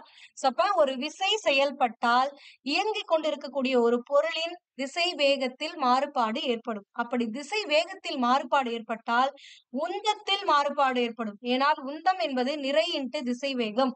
அப்ப இங்கேயும் அந்த திசை வேகம் அங்க திசை வேகம் மாறுச்சுன்னா இந்த இடத்துல வேல்யூ மாறும். அப்ப உந்தத்தோடைய வேல்யூவும் மாறும். ஓகேங்களா? அடுத்தது முடுக்கத்தையும் ஏற்படுத்தும். ஏன்னா முடுக்கம் அப்படிங்கிறது ஒரு திசை வேகத்துல இருந்து இன்னொரு திசை வேகத்துக்கு எவ்வளவு காலத்தை பொறுத்து மாறுகிறது அப்படிங்கறதா முடுக்கம். அதாவது முடுக்கத்துக்கான ஃபார்முலா என்னன்னு பாத்தீங்க? திசைவேக மாற்றம் பை காலம். அப்ப ஒரு திசை வேகத்துல இருந்து இன்னொரு திசை வேகமா எவ்வளவு மாறுச்சு எந்த டைமுக்குள்ள அப்படிங்கறதா முடுக்கம். அப்ப ஒரு விசை கண்டிப்பா முடுக்கத்தையும் என்ன பண்ணுது? ஏற்படுத்துது. ஏன்னா ஒரு விசை திசை வேகத்தில் மாற்றத்தை கொண்டு வருகிறது. அதனால் முடுக்கம் உருவாகிறது. என்னடா ரிப்பீட் பண்ணிட்டே இருக்கேனேன்னு பாக்காதீங்க. நிறைய பேருக்கு இந்த பாயிண்ட் புரியாது. அது எப்படி நம்ம ஒரு ஸ்பீட்ல போகும்போது அது எப்படி ஸ்பீட் மாறும்னு சொல்றாங்க அப்படின்னு. சோ அந்த ஸ்பீடு மாறக்கூடியது, அந்த ஸ்பீட்ல நடக்கக்கூடிய சேஞ்சஸ் அண்ட் டைரக்ஷன்ல நடக்கக்கூடிய சேஞ்சஸ் தான் நம்ம ஆக்சலரேஷன், அதாவது முடுக்கம் அப்படின்னு சொல்றோம். அது எப்படி நடக்கும் அப்படின்னா உங்களுக்கு தெரியாத போர்சஸ் உங்களுக்கு பார்க்கும்போது கண்ணுக்கு தெரியாது. ஆனா பல போர்சஸ் ஒரு பொருளோட இயக்கத்தின் மேல இருக்கும். சோ அதனாலதான் இந்த மாற்றம் ஏற்படுகிறது. ஓகேங்களா? அடுத்தது சீரான வட்ட இயக்கத்தில் உள்ள பொருளின் திசைவேகத்தின் எண் மதிப்பு மாறிலி ஆகும். அதாவது கான்ஸ்டன்ட் அப்படின்றாங்க. இப்போ ஒரு காரு 10 கிலோமீட்டர் பர் ஹவர் ஸ்பீட்ல இந்த வட்டப்பாதையில சுத்தி வருதுன்னா, அதோடைய ஸ்பீடு 10 கிலோமீட்டர் பர் ஹவர் தான். ஆனா அதோடைய டைரக்ஷன் என்ன ஆகுது? ஒவ்வொரு பாயிண்ட்டுக்கும் சேஞ்ச் ஆயிக்கிட்டே இருக்கு. அப்போ டைரக்ஷன் அதாவது திசையும், வேகமும் சேர்ந்தது தான் திசை வேகம். வேகம் இங்க மாறல. ஆனா அந்த காருடைய திசை என்ன ஆகுது? மாறுது. அப்படின்னா திசை வேகத்தில் மாறுபாடு ஏற்படுகிறது அப்படின்றத இதுல புரிஞ்சுக்கணும். ஓகேங்களா? அப்ப அந்த திசை வேகத்துடைய எண் மதிப்பு மாறல. எதுதான் மாறுது? இருப்பினும் பொருளானது வட்டப்பாதையின் ஒவ்வொரு புள்ளியிலும் தன்னுடைய திசையை தொடர்ந்து மாற்றிக் கொள்வதால் திசை வேகத்தில் மாறுபாடு ஏற்படுகிறது. புரிந்ததுங்களா? திசை வேகம் அப்படிங்கிறது என்னது? திசை கூட்டல் வேகம்னு பிரிக்கலாம். அப்போ திசை அப்படின்னா எந்த ஒரு குறிப்பிட்ட திசையில அது பயணிக்குது அப்படிங்கிறதையும் நம்ம கன்சிடர் பண்ணும். எவ்வளவு வேகத்துல போகுதுங்கிறதையும் கன்சிடர் பண்றோம். ஓகேங்களா? சோ ஒரு கார் ஒரு குறிப்பிட்ட வேகத்துல இந்த திசையில இந்த வட்டப்பாதையில செயல்படுது அப்படின்னா அதோடைய வேகத்தில் மாறுபாடு ஏற்படவில்லை. வேகம் அப்படிங்கிறது இங்க எண் மதிப்பா போயிடும். அடுத்தது ஆனா அந்த திசையில் மாறுபாடு ஏற்படுகிறது. அதனால் வெலாசிட்டி அப்படிங்கிறது மாறுகிறது. வெலாசிட்டி மாறுச்சு அப்படின்னா அதுல ஒரு ஃபோர்ஸ் ஆக்ட் ஆகுதுன்னு அர்த்தம் இந்த இடத்துல. அது வந்து சென்ட்ரிபிடல் ஃபோர்ஸ் வந்து இந்த இடத்துல ஆக்ட் ஆகுது. சோ ஒரு டர்னிங் அப்போ வந்து மைய நோக்கு விசை அண்ட் மைய விலக்கு விசைன்னு 2 விசைகள் வந்து ஆக்ட் ஆகும். ஒவ்வொரு கண்டிஷனுக்கும் ஒவ்வொன்னு ஆக்ட் ஆகும். 2 ஒரே டைம்ல ஆக்ட் ஆகாது. ஒவ்வொரு பாயிண்ட்ல ஒவ்வொரு மாரி ஆக்ட் ஆகும். சோ அந்த மாரி இந்த திசை தொடர்ந்து மாற்றிக் கொள்வதால் திசைவேக மாறுபாடு ஏற்படுகிறது. இது முடுக்கத்திணை திசைவேக மாறுபாடு ஏற்பட்டுச்சுன்னா அதுதான் முடுக்கம் அப்படின்னு அர்த்தம். அப்ப முடுக்கத்திணை சுழற்சி ஆரம்பத்தில் ஏற்படுத்துகிறது. இந்த ஸ்டார்டிங் பாயிண்ட்ல இருந்தே முடுக்கம் உருவாயிட்டே இருக்கும். ஏன்னா அடுத்தடுத்து அதோடைய வேகம் திசை வேகத்தில் மாற்றம் நடந்து கொண்டே இருக்கும். அப்ப திசைவேக மாற்றம் முடுக்கம் அப்படின்றோம். ஓகேங்களா? இம்முடுக்கம் மைய விலக்கு முடுக்கம் அப்படின்றாங்க. இம்முடுக்கம் உருவாக காரணமான விசையை மைய விலக்கு விசை என அழைக்கப்படுகிறது. ஏன்னா இங்க திசையில தான் மாற்றமாகுது அப்படின்றோம். அதனால இது என்னன்னா உங்களுக்கு சிம்பிளா நான் புரிய வைக்கிறதுக்காக ஒரு எக்ஸாம்பிள் சொல்றேன். இப்போ ஒரு ரவுண்டா இருக்கு ஒரு பாதை. இதுல வந்து நீங்க கார்ல போறீங்கன்னு வச்சுக்கோங்களேன். சடனா வந்து இந்த காருடைய ஒரு டர்னிங் ரவுண்டா இருக்குனாவே டர்ன் ஆகும். அப்ப இது உங்களுடைய ரைட் சைடு டர்ன் ஆச்சுன்னா, நீங்க எல்லாரும் பஸ்ல உட்கார்ந்திருக்கீங்க. இல்ல இந்த காருக்குள்ள உட்கார்ந்திருந்தீங்கன்னா, நீங்க எல்லாருமே லெஃப்ட் சைட நோக்கி சாஞ்சிருவீங்க. அதாவது இது இப்படி திரும்புச்சுன்னா, நீங்க நேர்கோட்டுல இருக்கணும்னு நெனைப்பீங்க. ஆனா இதோடைய டைரக்ஷன் இப்படி மாறும் பொழுது, நீங்க இதுக்கு ஆப்போசிட் டைரக்ஷன்ல வெளியில அதாவது ரைட் சைடு திரும்புச்சுன்னா, நீங்க லெஃப்ட் சைடு அந்த வண்டியில சாஞ்சிருவீங்க. அதுக்கான காரணம் என்னன்னா, நீங்க இந்த சென்டர் பாயிண்ட்ல இருந்து வெளியில போணும்னு முயற்சிக்கிறீங்க. அதுதான் வந்து மைய விலக்கு விசை அப்படின்னு சொல்லுவாங்க. இந்த ஃபோர்ஸ் வந்து ஒரு கற்பனை விசைன்னு கூட சொல்லலாம். ஏன்னா, இத வந்து இதெல்லாம் பண்ண முடியாது. ஒரு ரெஃபரன்ஸ் டயகிராம் வச்சு இதுதான் அப்படின்லாம் வந்து எக்ஸ்பிளைன் பண்ணிட முடியாது. ஓகேங்களா? இத ஈஸியா உங்களுக்கு எக்ஸ்பிளனேஷன் பண்ணா, ரைட் டர்ன் எடுக்கும்பொழுது நம்ம லெஃப்ட் சைட் சாய்வோம். லெஃப்ட் டர்ன் எடுக்கும்போது ரைட் சைட் சாய்வோம். அப்ப அந்த பொருளுக்கு வெளியில அது போற திசையில இருந்து நம்ம வெளியில தள்ள பார்க்கும். அந்த மாரி மையத்திலிருந்து இந்த மையத்த நோக்கி தள்ளினா பரவால்ல. இதுக்கு வெளியில தள்றதுனால அதுதான் வந்து மைய விலக்கு விசைன்னு சொல்றோம். இந்த மைய விலக்கு விசையின் காரணமாக தான் இங்க திசைவேகத்தில் மாற்றம் ஏற்படுகிறது. அந்த திசைவேகத்தில் ஏற்படக்கூடிய மாற்றத்தினால் தான் முடுக்கம் ஏற்படுகிறது. அதனால் தான் இந்த முடுக்கத்தை மைய விலக்கு முடுக்கம் அப்படின்னு சொல்றாங்க. ஓகேங்களா? புரிஞ்சுச்சா? சோ இதுதான் வந்து இங்க இந்த நியூட்டனுடைய 2வது விதி. ஆனா இந்த புக்ல மட்டும் தலைகீழா தான் எல்லாத்தையுமே குடுத்திருப்பான். பேசிக்கா குடுக்கக்கூடிய விஷயம் எல்லாம் விசைனா என்ன? விசையோட அலகுலாம் என்ன? அப்படிங்கிறத முன்னாடி குடுக்கறதுக்கு பதிலா கடைசியில குடுத்திருப்பாங்க. நம்ம எல்லாத்தையும் பார்த்துட்டு வரும்போது. சோ அதான் இங்க பண்ணியிருக்காங்க.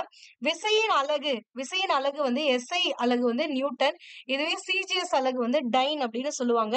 ஒரு நியூட்டன் அப்படின்னா என்னன்னா, 1 கிலோகிராம் நிறையுள்ள ஒரு பொருளை 1 மீட்டர் பெர் செகண்ட் ஸ்கொயர் அளவிற்கு முடுக்குவிக்க தேவைப்படக்கூடிய விசையின் அளவுதான் ஒரு நியூட்டன் அப்படின்றாங்க. அதாவது மாஸ் வந்து 1 கிலோகிராம் இருக்கு. ஓகேங்களா? 1 கிலோகிராம் இருக்கக்கூடிய ஒரு பொருள 1 மீட்டர் பெர் செகண்ட் ஸ்கொயர் அதாவது 1 மீட்டர் பெர் செகண்ட் ஸ்கொயர் அளவிற்கு முடுக்குவிக்கணும் அப்படின்னு அதாவது இதோடைய இந்த பொருள் இயக்கத்துல இருக்குன்னா, இதோடைய திசை வேகத்துல மாற்றத்த கொண்டு வரணும். அந்த திசைவேக மாற்றம் தான் முடுக்கம். அந்த முடுக்கமானது எவ்வளவு இருக்கணும்னா 1 மீட்டர் பெர் செகண்ட் ஸ்கொயர். முடுக்கம் இந்த பொருள உருவாக்கணும் அப்படின்னா, எனக்கு எவ்வளவு ஃபோர்ஸ் இது மேல அப்ளை பண்ணுங்கிறது தான் வந்து 1 நியூட்டன் அப்படின்றாங்க. புரியுதா நான் என்ன சொல்றேன்னு? அப்படிங்கிற நிறையுள்ள ஒரு பொருள் இருக்கிறது. இந்த பொருள் மேல நான் ஒரு ஃபோர்ஸ குடுத்தேன்னா, இந்த பொருளுடைய இயக்கத்துல, திசை வேகத்துல மாற்றம் அடையும். அந்த திசை வேக மாற்றமானது எனக்கு எவ்வளவு இருக்கணும்னா, 1 மீட்டர் பெர் செகண்ட் ஸ்கொயர்ட் இருக்கணும். அப்படி அந்த முடுக்கத்தினை ஏற்படுத்துவதற்கு எனக்கு எவ்வளோ ஃபோர்ஸ் நான் அப்ளை பண்ணுமோ, அததான் வந்து 1 நியூட்டன் ஃபோர்ஸ் அப்படின்னு சொல்லுவாங்களாம். ஓகேவா? சோ அப்ப 1 நியூட்டன் அப்படிங்கிறது 1 kilogram metre and second square. இந்த வினாடி பவர் -2 இருந்துச்சுன்னா இது எப்படி கூட எழுதலாம், kilogram metre per second square. இங்க பவர் பாசிட்டிவ்ல இருக்குன்னா மேல போகும்போது இது டிவைட்ல இருக்குல்ல, இதை ஒரே லைன்ல எழுதுனா மீட்டர் செகண்ட் பவர்ல இருக்கிற வேல்யூ மைனஸ்ல போடுவாங்க. அதுதான் இங்க பண்ணிருக்காங்க, வேற ஒண்ணுமே கிடையாது. அப்ப 1 newton equal to 1 kilogram metre second square அப்படின்றாங்க, பர் செகண்ட் ஸ்கொயர். ஓகேங்களா? சோ இவ்வளவுதான். அதுவே ஒரு டைன் அப்படின்னா என்னன்னா 1 கிராம் நிறையுள்ள, இதுவே இந்த மாஸ் வந்து ஒரே 1 கிராம் தான். 1 கிராம் நிறை இருக்கக்கூடிய இந்த பொருளினை 1 சென்டிமீட்டர் பர் செகண்ட் ஸ்கொயர் அளவிற்கு முடுக்குவிக்க தேவையான விசையின் அளவுதான் ஒரு டைன் அப்படின்றாங்க. நான் ஒரு ஃபோர்ஸ் அப்ளை பண்ணும், அந்த ஃபோர்ஸ் வந்து இந்த 1 கிராம் இந்த நிறை இருக்கக்கூடிய இந்த பொருளுடைய திசைவேகத்துல மாற்றத்தை ஏற்படுத்தும். அந்த திசைவேக மாற்றம், அதாவது முடுக்கமானது திசைவேக மாற்றம் காலத்தை பொறுத்து அதோடைய திசைவேகத்தில் ஏற்படக்கூடிய மாற்றமான அந்த முடுக்கமானது எனக்கு 1 சென்டிமீட்டர் பர் செகண்ட் ஸ்கொயர் தான் இருக்கணும் அப்படின்னா நான் எவ்வளவு ஃபோர்ஸ் அப்ளை பண்ணுமோ அதுதான் வந்து ஒரு டைன் அப்படின்னு சொல்றாங்க. ஓகேங்களா? அப்ப ஒரு டைன் அப்படிங்கறது எப்படி எழுதலாம்னா 1 gram 1 gram centimetre per second square அப்படின்னு எழுதலாம். ஓகேங்களா? சோ புரிஞ்சுச்சா? சோ இதுதான் வந்து டைன் நியூட்டன் அப்படின்னா இதை வச்சு உங்களுக்கு கொஸ்டின்ஸ் கேட்பாங்க, அதாவது கால்குலேஷன்ஸ்ல யூஸ் பண்ண சொல்லுவாங்க. சோ அது எப்படி பண்ணணும் அப்படிங்கறத இங்க பாத்துக்கோங்க. இங்க உங்களுக்கு 1 நியூட்டன்னா என்னது, 1 kilogram metre per second square. அதுவே 1 டைன்னா என்னது, 1 gram centimetre per second square. ஓகேவா? இது டைன், ஆனா இது நியூட்டன். ஓகேங்களா? சோ இப்ப ஒரு நியூட்டன் அப்படிங்கிறது எத்தனை டைன் இருக்குன்னா 10 பவர் 5 டைன் இருக்குமா. இது எப்படி வந்துச்சுன்னு தெரியுமா? சிம்பிள். இப்ப 1 நியூட்டன்ங்கிறது என்னன்னு நம்மளுக்கு ஆல்ரெடி தெரியும், 1 kilogram metre per second square இருக்கா. ஆனா இப்போ இது வந்து டைன் அப்படிங்கும் பொழுது ஒரு கிராமுக்கு தான் இது பண்றோம். அப்ப இத கிராம் சென்டிமீட்டர் பர் செகண்ட் ஸ்கொயர்டா மாத்துனீங்க அப்படின்னா இது சேஞ்ச் ஆயிடும். அப்ப 1 கிலோகிராம் எப்படி கிராம்ல எக்ஸ்பிரஸ் பண்ணலாம், 1000 கிராம்னு எக்ஸ்பிரஸ் பண்ணலாமா, இன்ட்டு மீட்டர் சென்டிமீட்டர்னா 100 சென்டிமீட்டர் ஈக்குவல் டு 1 மீட்டரா, டிவைடட் பை செகண்ட் ஸ்கொயர் அப்படியே இருக்கட்டும். அப்போ இது என்ன ஆயிடுது, 3 zeros இருக்கு, இங்க 2 zeros இருக்கு, அப்ப 5 zeros வந்துருமா, 5 zeros into gram centimetre per second square வந்துருமா. அப்ப இது 1 lakh அப்படிங்கறது எப்படி எழுதலாம்னா 5 0 இருக்கனால 10 to the power 5 அப்படின்னு எழுதிடலாம். அவ்வளவுதான். அதனாலதான் இங்க 10 power 5 டைன் அப்படின்னு கொடுத்திருக்காங்க. ஏன்னா gram centimetre per second square அப்படிங்கிறது தான் ஒரு டைன். அப்ப 10 power 5 டைன். புரிஞ்சுச்சா இது எப்படி வந்துச்சுன்னு? எகைன் சொல்றேன், கவனிச்சுக்கோங்க. நியூட்டன்ங்கிறது kilogram metre per second square, டைன்ங்கிறது என்னது, gram centimetre per second square. அப்போ 1 நியூட்டன் அப்படிங்கிறது கிலோகிராம் மீட்டர் பர் செகண்ட் ஸ்கொயர்னு இருக்கா. இத டைனுக்கு மாத்தணும்னா இத கிராம் ஆகணும், இந்த மீட்டர்ங்கிறது சென்டிமீட்டரா மாறணும். அப்போ 1 கிலோகிராம் அப்படிங்கிறது 1000 கிராம், 1 மீட்டர்ங்கிறது 100 centimetre divided by second square அப்படியே வச்சுக்கோங்க. இப்போ இங்க 1000 இன்ட்டு 100 போட்டீங்கன்னா 1 லேக்னு வரும். அப்ப 1 lakh gram centimetre per second square. Gram centimetre per second ஸ்கொயர்னா என்னது, டைன். அப்ப 1 lakh டைன் அப்படிங்கிறது தான் என்னது, ஒரு நியூட்டன் அப்படிங்கிறது. அப்போ ஒரு நியூட்டன்ங்கிறது எதுக்கு ஈக்குவல், 1 lakh டைனுக்கு ஈக்குவல். 1 lakh அப்படிங்கறத 10 power 5 எழுதலாம். அப்ப 10 power 5 டைன் அப்படின்னு இங்க கொடுத்திருக்காங்க, வேற ஒண்ணுமே கிடையாது. நெக்ஸ்ட் ஓரலகு விசை அப்படின்னா என்ன அப்படின்னா, ஒரு கிராம் உள்ள 1 கிலோகிராம் நிறையுள்ள பொருள் ஒன்றினை 1 மீட்டர் வினாடி பவர் -2 அளவிற்கு முடுக்குவிக்க தேவைப்படும் விசையின் அளவு ஒரு நியூட்டன் ஆகும். இதுதான் ஒரு அலகு விசை. 1 நியூட்டனுடைய வேல்யூ தான் ஓரலகு விசை அப்படின்னு சொல்றாங்க. புரிஞ்சுதா? அடுத்தது ஈர்ப்பியல் அளவு விசை அப்படின்னா என்னன்னு கொடுத்திருக்காங்க. அதாவது கிராவிடேஷனல் யூனிட் ஆஃப் ஃபோர்ஸ் அப்படின்னா என்ன, ஒரு அலகு நிறையுள்ள, அதாவது ஒரு அலகு நிறைனா 1 கிலோகிராம் நிறை இருக்கக்கூடிய ஒரு பொருள் ஒன்றினை புவியீர்ப்பு முடுக்கத்திற்கு, புவியீர்ப்பு முடுக்கம் அப்படின்னா 9.8 மீட்டர் பர் செகண்ட் ஸ்கொயர் இணையாக முடுக்குவிக்க தேவைப்படும் விசையின் அலகு ஈர்ப்பியல் அலகு விசை அப்படின்றோம்.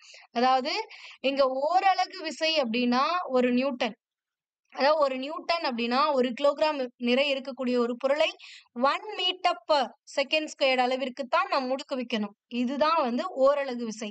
ஆனா இதுவே 1 மீட்டர் பெர் செகண்ட் ஸ்கொயருக்கு இல்லாம புவியீர்ப்பு முடுக்கம் அப்படின்னா 9.8 மீட்டர் பெர் செகண்ட் ஸ்கொயர். அந்த அளவுக்கு நான் இந்த 1 கிலோகிராம் நிறைய முடுக்கு வைக்கிறதுக்கு எனக்கு எவ்வளவு விசை தேவைப்படுமோ அதுதான் ஈர்ப்பியல் விசை அப்படின்றோம். ஏன்னா ஈர்ப்பியல் அப்படிங்கும்போது ஈர்ப்பியல் முடுக்கத்தை தான் நம்ம பயன்படுத்தணுமே தவிர நார்மலா ஓரலகு முடுக்கத்தை நம்ம பயன்படுத்த கூடாது. ஓகேங்களா? அப்ப ஈர்ப்பியல் அலகு விசையுடைய SI யூனிட் என்னன்னா கிலோகிராம் விசை அப்படின்னு சொல்லுவாங்க. ஏன் இத கிலோகிராம் கிலோகிராம் விசை? ஏன்னா இது வந்து கிலோகிராம், இது வந்து என்னது ஃபோர்ஸ். அப்ப கிலோகிராம் விசை அப்படின்னு சொல்லுவோம். ஏன்னா மீட்டர் பெர் செகண்ட் ஸ்கொயர். ஓகேங்களா? நெக்ஸ்ட் CGS அலகு முறையில் கிராம் விசை அப்படின்னு சொல்லுவாங்க. கிராம்ல சொல்லுவாங்க. இப்போ இது எப்படி கிலோகிராம் விசையா மாறுச்சு, இது எப்படி கிராம் ஃபோர்ஸா மாறுச்சு அப்படின்னு ஒரு டவுட் வரும். ஃபோர்ஸ் அப்படின்னா என்ன ஃபார்முலா? மாஸ் இன்டு ஆக்சலரேஷனா, m இன்டு a. இதுதான் வந்து நம்ம இந்த நியூட்டனுடைய செகண்ட் லால பார்த்தோம். கரெக்டா? அப்ப force equal to mass into acceleration, நிறை இன்டு முடுக்கம் அப்படிங்கும் பொழுது நிறை எவ்வளோ? 1 கிலோகிராம். ஆக்சலரேஷன் எவ்வளோ? 9.8 மீட்டர் பெர் செகண்ட் ஸ்கொயர். ஓகேங்களா? சோ இப்போ இதை நீங்க மாத்துனீங்க அப்படின்னா ஃபோர்ஸ்க்கான இது கிடைக்கும். ஓகேங்களா? இப்போ இதை எப்படி எழுதலாம்? 1 into 9.8 9.8 தான். 9.8 கிலோகிராம் மீட்டர் பெர் செகண்ட் ஸ்கொயர்னு வருதா? நம்ம ஆல்ரெடி படிச்சிருக்கோம் இந்த டேர்ம். எங்க? கிலோகிராம் மீட்டர் பெர் செகண்ட் ஸ்கொயர்னா எதுக்கு ஈக்குவல்? எதோட யூனிட்? ஒரு நியூட்டனோட யூனிட் தான் kilogram metre per second square. அப்படிங்கும் பொழுது இதை என்னன்னு எழுதிடலாம்? நியூட்டன் எழுதிடலாம். அப்ப 9.8 நியூட்டன் அப்படிங்கிறது தான் இந்த 1 கிலோகிராம் ஃபோர்ஸ் அப்படிங்கிறது. ஓகேங்களா? அப்போ 1 கிலோகிராமுக்கு எவ்வளவு ஃபோர்ஸ் நான் வந்து கொடுக்கணும் அப்படின்னா 9.8 நியூட்டன் ஃபோர்ஸ் கொடுத்தாதான் அதுதான் வந்து 1 கிலோகிராம் ஃபோர்ஸ்னு சொல்லுவாங்க. இதுவே 1 கிராம் ஃபோர்ஸ் அப்படிங்கும் பொழுது 1 கிராம் இன்ட்டு இது அதே வேல்யூ தான் இங்க கொடுத்திருக்கிற அதே தான். சோ சப்ஸ்டியூட் பண்ணீங்க அப்படின்னா உங்களுக்கு 9, அதாவது 1 கிலோகிராம் 1 கிராம் அப்படின்னா கிராம் இன்ட்டு இது எவ்வளோ ஃபோர்ஸ்? 9.8 மீட்டர் பெர் செகண்ட் ஸ்கொயர்ல இருக்கு. ஆனா எனக்கு டைன்ல வேணும் அப்படின்னா மீட்டர்ல கிராம்ல இருக்கணும், மீட்டர்ல இருக்க கூட சென்டிமீட்டர்ல இருக்கணும். அப்ப நான் என்ன பண்ணுவேன்? 1 gram into 9.8 into 1 meter equal to 100 centimeter. அப்ப 100 centimeter divided by second square னு போடுவனா? அப்ப 9.8 into 100 னு போட்டீங்கன்னா 980 into gram centimeter per second square னு மாறிடும். அப்ப இது என்னதுன்னா கிராம் சென்டிமீட்டர் per செகண்ட் ஸ்கொயருங்கிறது ஒரு டைன். அப்ப 980 டைன் அப்படின்னு சொல்லிடலாம். புரிஞ்சுச்சா என்ன சொல்றேன்னுட்டு? 1 கிராம் இன்ட்டு இந்த ஃபோர்ஸ் ஈக்குவல் டு நிறை இன்ட்டு முடுக்கம், அதாவது மாஸ் இன்ட்டு ஆக்சலரேஷன் போடுவேன். மாஸ் வந்து எனக்கு 1 கிராம், ஆக்சலரேஷன் முடுக்கம் என்னன்னா 9.8 சென்டிமீட்டர் per செகண்ட் ஸ்கொயர். ஆனா எனக்கு டைன்ல சொல்லும் பொழுது கிராம் சென்டிமீட்டர்ல இருக்கணும். அப்ப சென்டிமீட்டர்ல இருக்குன்னா 1 மீட்டர் அப்படிங்கிறது 100 சென்டிமீட்டருங்கனால இந்த மீட்டர் 9.8 மீட்டரை சென்டிமீட்டருக்கு மாத்தணும்னா 980 சென்டிமீட்டர்னு மாறிடும். அப்ப 980 gram centimetre per second square அப்படின்னு வந்துடும். கிராம் சென்டிமீட்டர் per செகண்ட் ஸ்கொயர்னா என்னது? ஒரு டைன் அப்படின்னு அர்த்தம். அப்ப 980 டைன் அப்படின்னு சொல்லிடலாம். ஓகேங்களா? புரிஞ்சுச்சா? சோ இவ்வளவுதான். இதுக்கு அடுத்து இருக்கிறது எல்லாமே உங்களுக்கு ஈஸியா தான் இருக்கும். ஏன்னா இவ்வளோ நேரம் நீங்க பார்த்ததுதான் வந்து உங்களுக்கு காம்ப்ளிகேட்டட் பார்ட்ஸாவே இருக்கும். இதுக்கப்புறம் எல்லாமே ஈஸியா புரியும். கணத்தாக்கு விசை அப்படின்னா என்னன்னா இம்பல்ஸ் அப்படின்னு சொல்லுவாங்க இங்கிலீஷ்ல. மிக குறைந்த கால அளவில் அதிக அளவு செயல்படும் விசை கணத்தாக்கு விசை எனப்படும். அதாவது மிக குறைந்த கால அளவுல அதிக அளவு செயல்படக்கூடிய விசை. ஒரு கொஞ்ச நேரம் தான், ஷார்ட் டியூரேஷன், பட் ஃபோர்ஸ் வந்து எக்ஸசிவ் ஃபோர்ஸா இருக்கும் அப்படின்றாங்க. மிக அதிக அளவு செயல்படும் விசையை தான் கணத்தாக்கு விசை. புரிஞ்சுச்சுங்களா? ஒரு குறைந்த கால அளவில் செயல்படக்கூடிய அதிக அளவு விசையினை கணத்தாக்கு விசை. ஒரு கணத்துல அதிக அளவு செயல்படக்கூடிய விசை தான் கணத்தாக்கு விசை. F என்றால் விசை. T கால அளவில் F என்ற விசை T கால அளவில் ஒரு பொருளின் மீது செயல்பட்டால் ஏற்படும் கணத்தாக்கு விசையை J இன் மதிப்பு, அதாவது கணத்தாக்கு விசைங்கிறது Jன்னு எடுத்துக்கிட்டாங்க. Fங்கிற ஃபோர்ஸ் Tங்கிற அந்த ஷார்ட் டியூரேஷன்ல ஒரு பொருள் மீது செயல்படுது அப்படின்னா அந்த கணத்தாக்கு விசையுடைய மதிப்பு என்னன்னா அந்த விசையையும் அந்த கால அளவையும் பெருக்குவதற்கு சமமாகும் அப்படின்றாங்க. அப்ப கணத்தாக்கு விசைக்கான ஃபார்முலா என்ன அப்படின்னா J ஈக்குவல் டு ஃபோர்ஸ், விசை இன்ட்டு காலம். விசை அப்படின்னா F இன்ட்டு காலம் என்னது T. அப்ப force into time is equal to impulse, அதாவது கணத்தாக்கு விசை. ஓகேங்களா? நியூட்டனின் இரண்டாவது இயக்க விதிப்படி ஃபோர்ஸ் ஈக்குவல் டு என்னது உந்த மாறுபாட்டு வீதம் அப்படிம்பாங்க. அதாவது நம்ம இங்க பார்த்தோம் நியூட்டனுடைய செகண்ட் லா படி என்னது force is directly proportional to உந்த மாறுபாடு வீதம். உந்த மாறுபாடு வீதத்தை தான் உந்த மாற்றம் பை காலம்னு எழுதுவோம். கரெக்டா? சோ இந்த உந்தம் அப்படிங்கிறது தான் வந்து பின்னு எடுத்துப்போம். அப்ப உந்த மாறுபாடு வீதம் மாறுபாடு அப்படின்னா delta p divided by time. இதை தான் வந்து இங்க ஃபோர்ஸ்னு எக்ஸ்பாண்ட் பண்ணிருக்கோம். கரெக்டா? இந்த டெல்டா பியோட வேல்யூ தான் இது.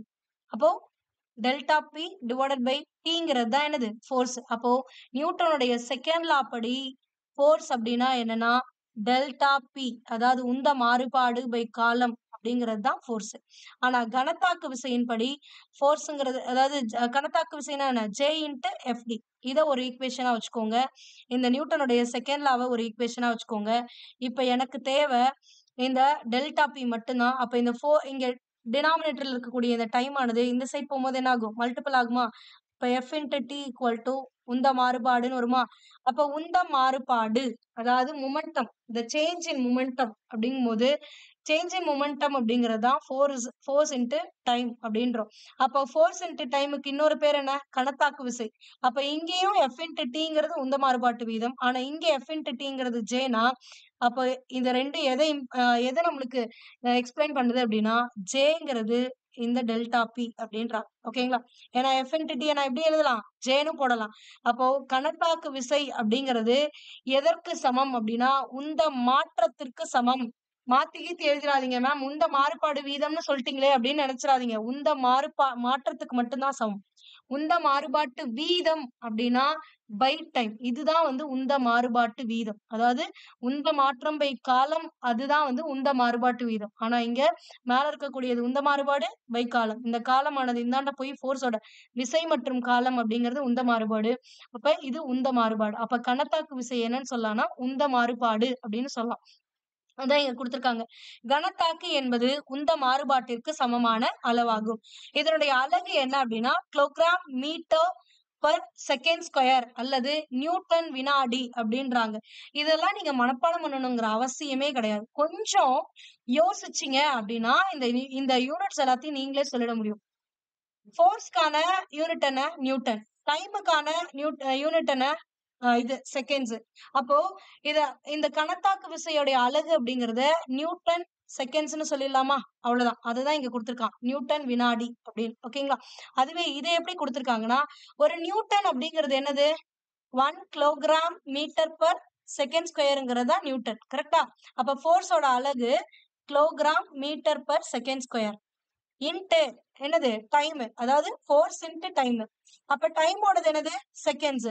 அப்போ ஒரு இதுக்கு ஒரு செகண்ட்ஸ் கேன்சல் ஆயிடுச்சுன்னா மீதி என்ன இருக்கும் கிலோகிராம் மீட்டர் பர் செகண்ட் மட்டும்தான் இருக்கும். சோ இது எப்படி எழுதலாம் கிலோகிராம் மீட்டர் செகண்ட் பவர் -1 எழுதலாமா? அதுதான் இங்க கொடுத்துருக்கான். வேற ஒண்ணுமே கிடையாது. ஓகேங்களா? சோ இதெல்லாம் நீங்க வந்து மக்கப் பண்ணுங்கிற அவசியமே கிடையாது. ஜஸ்ட் ஃபோர்ஸா நியூட்டனா kilogram metre per second square. அப்போ அதை போட்டுட்டு டைமா இன்ட்டு டைம் செகண்ட். ஒரு செகண்ட் இங்க 2 செகண்ட்ஸ் செகண்ட் இன்ட்டு செகண்ட் தான் செகண்ட் ஸ்கொயர். இப்போ ஒரு செகண்ட்ஸ்க்கு ஒரு செகண்ட்ஸ் கேன்சல் பண்ணிட்டேன்னா மீதி ஒண்ணு அப்படியே இருக்கும். அவ்வளவுதான். ஓகேங்களா? அதனாலதான் இங்க -1 வந்துச்சு. புரிஞ்சுச்சா? அப்போ இந்த உந்து மாற்றம் அல்லது கனத்தாக்கு கீழ்கண்ட இரு வழிகளில் செயல்படலாம் அப்படின்றாங்க. பொருட்களின் மோதல் காலம் குறையும் போது அப்பொருளின் மீது செயல்படும் கனத்தாக்கு விசையின் மதிப்பு அதிகமாகும் அப்படின்றாங்க. பொருட்களின் மோதல் கால மதிப்பு அதிகமாகும் போது பொருட்களின் மீது செயல்படக்கூடிய கனத்தாக்கு விசையின் மதிப்பு குறையும். ரெண்டுமே ரொம்ப இம்பார்ட்டன்ட். இதுக்கான எக்ஸாம்பிள் என்ன அப்படிங்கறத கீழேயே கொடுத்திருப்பாங்க. அதாவது ஒரு பொருள் மோதக்கூடிய காலம் குறைவாக இருக்குது, ஆனா ஒரு அதிக அளவு ஃபோர்ஸ் ஒரு ஷார்ட் பீரியட்ல மோதுது அப்படின்னா அந்த விசையோடைய மதிப்பு அதிகமா இருக்கணும். அப்பதான் வந்து அந்த ஷார்ட் பீரியட்ல மோதும் பொழுது, அதாவது குறையும் பொழுது காலம் குறைஞ்சிச்சு அப்படின்னா மொத்த விஷயம் அதுக்குள்ளேயே இதாகணும். அப்படிங்கும் போது அந்த விசை அப்படிங்கிறது அதிகமா இருக்கும். ஓகேங்களா? ஆனா உங்களுக்கு காலம் இருக்கு அப்படின்னா அந்த மொத்த விசையும் கொஞ்சம் ஈக்குவலா ஸ்ப்ரெட் ஆகி கூட எடுத்துக்கலாம். அப்படிங்கும் போது விசையோடைய மதிப்பு வந்து குறையும். அந்த ஒரு செகண்டுக்குள்ள வரக்கூடிய விசையுடைய மதிப்பு குறையும் அப்படிங்கிறாங்க. அதான் பொருளின் மோதல் காலம் குறையும் போது, காலம் குறைஞ்சிச்சு அப்படின்னா மொத்த விசையும் அந்த பர்ட்டிகுலர் டியூரேஷன்ல அந்த பொருள் மேல செயல்படணும் போது அந்த கணத்தாக்கு விசையுடைய மதிப்பு அதிகமா இருக்கும். அதுவே கால மதிப்பு அதிகமாக இருக்கும் பொழுது அந்த பொருளின் மீது செயல்படக்கூடிய கால மதிப்பு இருக்கு. இப்ப காலம் இருக்கு, டைம் இருக்கு. ஒரு 1 செகண்ட்ல ஆக்ட் ஆகக்கூடிய ஃபோர்ஸ நான் 5 செகண்ட்ஸ் வரைக்கும் நான் இது பண்ணிக்கலாம் அப்படின்னா எனக்கு அந்த 5 செகண்ட்ஸ் இருக்கு. அப்ப கொஞ்சம் கொஞ்சமா நான் அந்த பொருள் மேல ஆக்ட் பண்ணா போதும். அப்போ அந்த விசையுடைய மதிப்பு, அந்த பொருள் மீது ஆக்ட் ஆகக்கூடிய அந்த விசையுடைய மதிப்பு குறையும் அப்படின்றாங்க. சோ இந்த கணத்தாக்கு விசைக்கான எக்ஸாம்பிள் என்ன அப்படின்னு பாத்தீங்கன்னா, சீரற்ற பரப்பில் இருசக்கர வாகன பயணத்தின் போது கணத்தாக்கு விசை அதிர்வுகளை குறைப்பதற்கு சுருள்வில் அமைப்புகளும் அதிர் உறிஞ்சிகளும் வைக்கப்பட்டுள்ளன. இது என்னன்னா, நீங்க பைக்லயோ இல்ல கார்ல கூட அவ்வளோக்கா தெரிவிச்சுக்காது. பைக்ல இல்லன்னா பஸ்ல இதுல தெரிவிக்கும். என்னன்னா ஒரு பள்ளத்துல டக்குன்னு இறங்கிட்டீங்கன்னு வச்சுக்கோங்களேன், டக்குன்னு ஒரு ஜர்க் வரும். அது அந்த இடத்துல நீங்க பைக்ல பாத்தீங்க அப்படின்னா, அந்த டயருக்கு மேல இந்த இடத்துல ஒரு மாரி ஒரு ஸ்ப்ரிங் மாரி இருக்கும். இந்த இது இல்லன்னா, இந்த ரோட்ல அதாவது ரோடு இப்படி பள்ளமா இருக்குன்னா, இந்த டயர் அந்த பள்ளத்துல இறங்குன உடனே, இந்த ஃபோர்ஸ் இருக்கு பாருங்க. இது இறங்குனதுனால டக்குன்னு இறங்குனதுனால ஒரு ஃபோர்ஸ் இங்க கிரியேட் ஆகும். அந்த ஃபோர்ஸ் இந்த டயர்ல வரும்.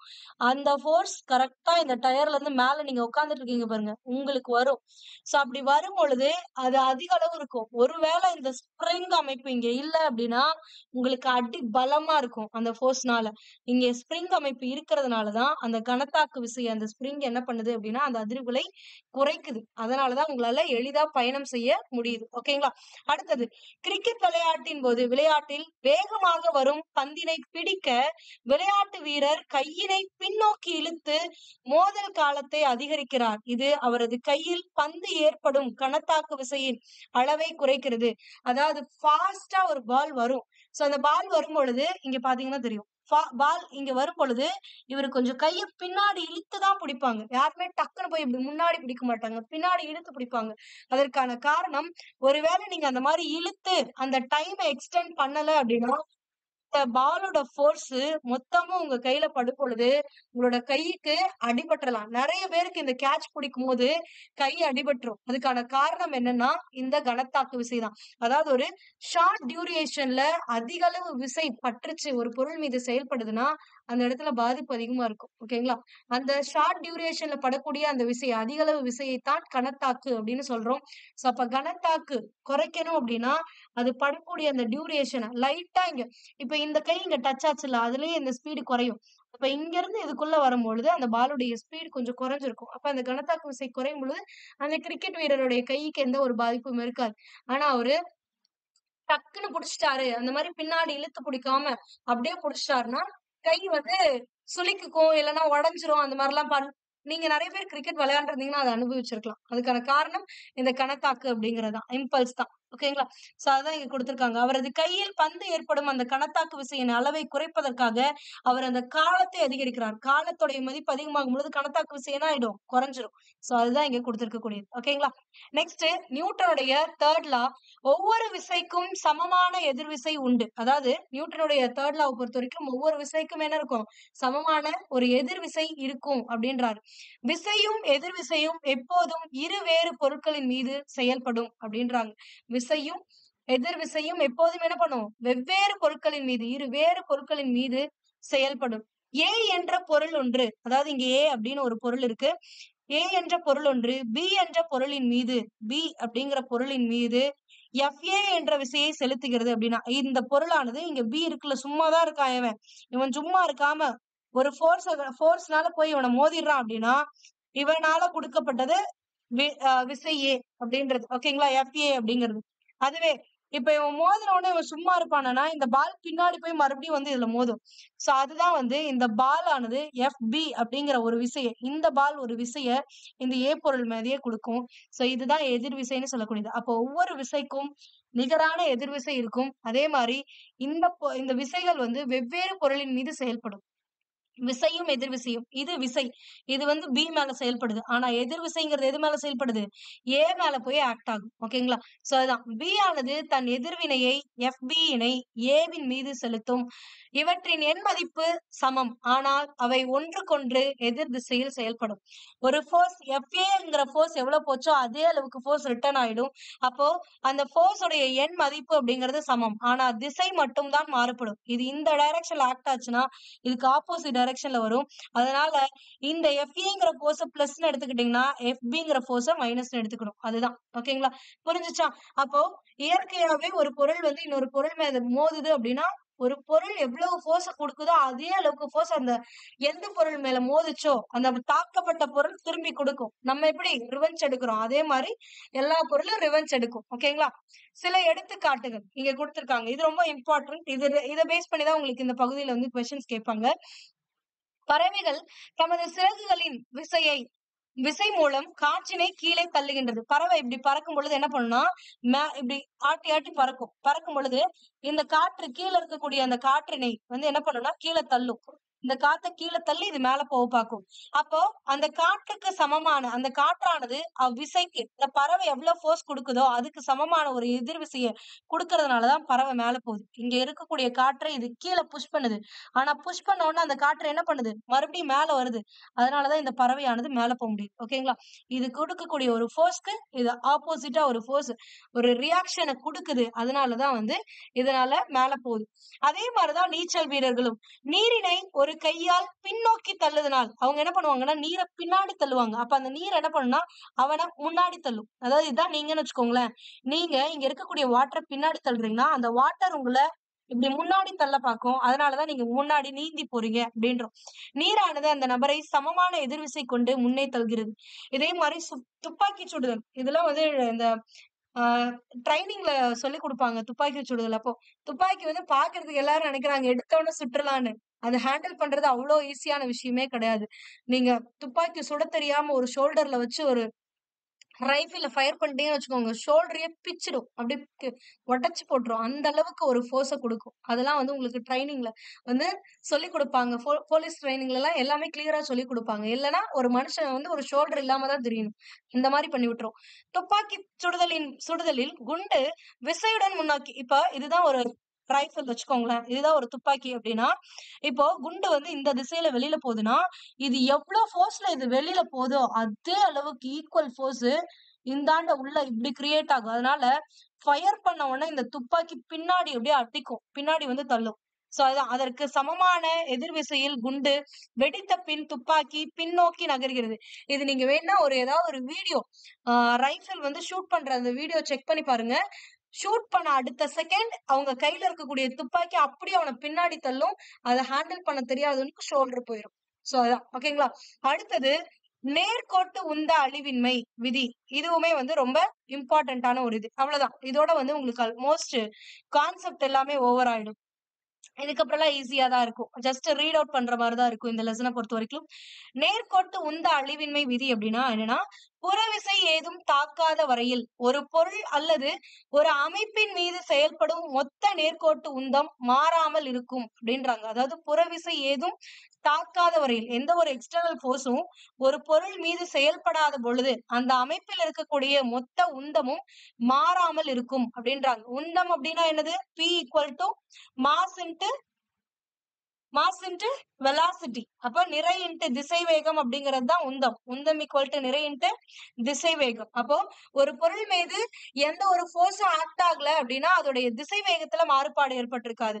அப்போ அதோடைய நிறையிலையும் மாறுபாடு ஏற்பட்டிருக்காது. அப்ப அதோடைய உந்தத்திலையும் என்ன ஆகாது? மாறுபாடு ஏற்படாது. அதுதான். அப்ப எந்த ஒரு ஃபோர்ஸும் தாக்கல அப்படின்னா அந்த அமைப்பின் மீது செயல்படக்கூடிய மொத்த உந்தமும் மாறாமல் இருக்கும். ஓகேங்களா? நேர்கோட்டு உந்த அழிவின்மை விதி கீழ்கண்ட ஒரு எடுத்துக்காட்டின் மூலம் நிரூபிக்கப்படுகிறது. அதாவது இங்க ஒரு எக்ஸாம்பிள் கொடுத்திருக்காங்க. இதுல எக்ஸ்பிளைன் பண்றாங்க. ஓகேங்களா? இங்க M1 நிறை கொண்ட ஏங்கிற ஒரு பொருள் இருக்கு. M2 நிறை கொண்ட பிங்கிற ஒரு பொருள் இருக்கு. இந்த M உடைய திசைவேகம் என்னன்னு பாத்தீங்கன்னா U1. இந்த செகண்ட் பொருளுடைய திசைவேகம் என்னன்னா U2. ஓகேங்களா? A மற்றும் B என்ற பொருட்களின் நிறைகள் முறையே M1 M2 என்க. அவை நேர்கோட்டில் பயணிப்பதாக கொள்வோம். U1 மற்றும் U2 என்பவை ஆரம்ப திசைவேகங்கள். இந்த ரெண்டு பொருள் இயற்கையா அதோட இந்த டைரக்ஷன்ல மூவ் ஆகுது. ஓகேங்களா? இப்ப என்ன ஆகுதுன்னா, இந்த முதல் பொருளானது இரண்டாவது பொருள் மீது மோதும். எப்போ அப்படின்னா, இப்ப U1 வேகத்துல போகுது. இது U2ங்கிற திசை வேகத்துல போகுது.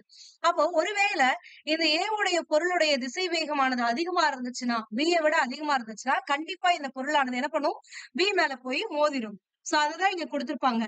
பொருள் A வானது B ஐ விட அதிக திசை வேகத்தில் செல்வதாக கருதுவோம். அப்ப U1 is more than U2 அப்படிங்கும் பொழுது T என்ற கால இடைவெளியில் பொருள் A ஆனது B யின் மீது மோதலை ஏற்படுத்துகிறது. கண்டிப்பா ஒரு மோதலை ஏற்படுத்தும். அப்ப மோதல் ஏற்படுத்தும் பொழுது இந்த Aங்கிற பொருள் இந்த Bங்கிற பொருள் மீது ஏற்படுத்தக்கூடிய அந்த விசையை FA அப்படின்னும், இப்போ ஒரு பொருள் இந்த பொருளானது இது மேல போய் மோதிருச்சுன்னா, இந்த பொருள் என்ன பண்ணும்? அதுக்கு ரியாக்ட் பண்ணும். சோ அப்ப அது அதே அளவுக்கு இது எந்த அளவுக்கு ஃபோர்ஸ் அது குடுத்துச்சோ, அதே அளவுக்கு திருப்பி ஒரு ஃபோர்ஸ இந்தாண்ட குடுத்து விட்டுரும். அதுதான் FB. ஓகேங்களா? சோ இப்போ அதுதான். இப்போ 2 பொருள் கொலாய்ட் ஆனதுக்கு அப்புறம் மறுபடியும் ஏன்னா 2மே இனிஷியலாவும் இயக்க நிலையில இருந்துச்சு அப்படின்னா, அந்த கொலிஷனுக்கு அப்புறமும் அது என்ன ஆகும் அப்படின்னா, மறுபடியும் இயக்க நிலைக்கே வரும். ஓகேங்களா? சோ அப்ப இயக்க நிலைக்கு வரும்பொழுது, ஆரம்பத்துல இருந்த அதே திசை வேகத்துல 2 பொருளும் பயணிக்குமானா கிடையாது. இந்த நடுவுல நடந்த இந்த இன்சிடென்ட்னால அதோடைய திசை வேகத்துல மாறுபாடு ஏற்பட்டிருக்கலாம். ஒண்ணு ஃபாஸ்டா போயிட்டு இருந்தது ஸ்லோவா போலாம். இல்லன்னா ஸ்லோவா போயிட்டு இருக்கக்கூடியது ஃபாஸ்டா போலாம். ஆனா கண்டிப்பா அதோடைய திசை வேகத்துல ஒரு மாறுபாடு ஏற்பட்டிருக்கும். அதுதான் அடுத்து குடுத்திருக்காங்க. மோதலுக்கு பிறகு அப்பொருட்கள் அதே நேர்கோட்டில் V1 மற்றும் V2 திசைவேகத்தில் பயணிப்பதாக கொள்வோம் அப்படின்றாங்க. அப்ப நியூட்டனுடைய இரண்டாவது விதிப்படி B யின் மீது A செயல்படுத்தும் விசை FA அப்படிங்கிறது என்னன்னா, நியூட்டனுடைய இரண்டாவது விதி என்ன? F equal to M into உந்த மாறுபாடு, அதாவது திசைவேகம், அதாவது முடுக்கம் அப்படின்னு அர்த்தம். அப்ப M இன்டு ஆக்சலரேஷன் அப்படிங்கும்போது திசைவேக மாறுபாடு பை காலம்னு சொல்லுவோமா? What is the Newton law, second law. F equal to mass into acceleration. அதாவது நிறை இன்ட்டு முடுக்கம் அப்படின்னு பார்த்திருப்பீங்க. அப்ப இந்த முடுக்கத்தை எப்படி எழுதலாம்? மாஸ் இன்ட்டு முடுக்கம்ங்கிறது திசைவேக மாறுபாடு டிவைடட் பை காலம்னு எழுதலாமா? அப்ப திசைவேக மாறுபாடு பை காலம்ங்கிறது முடுக்கம்.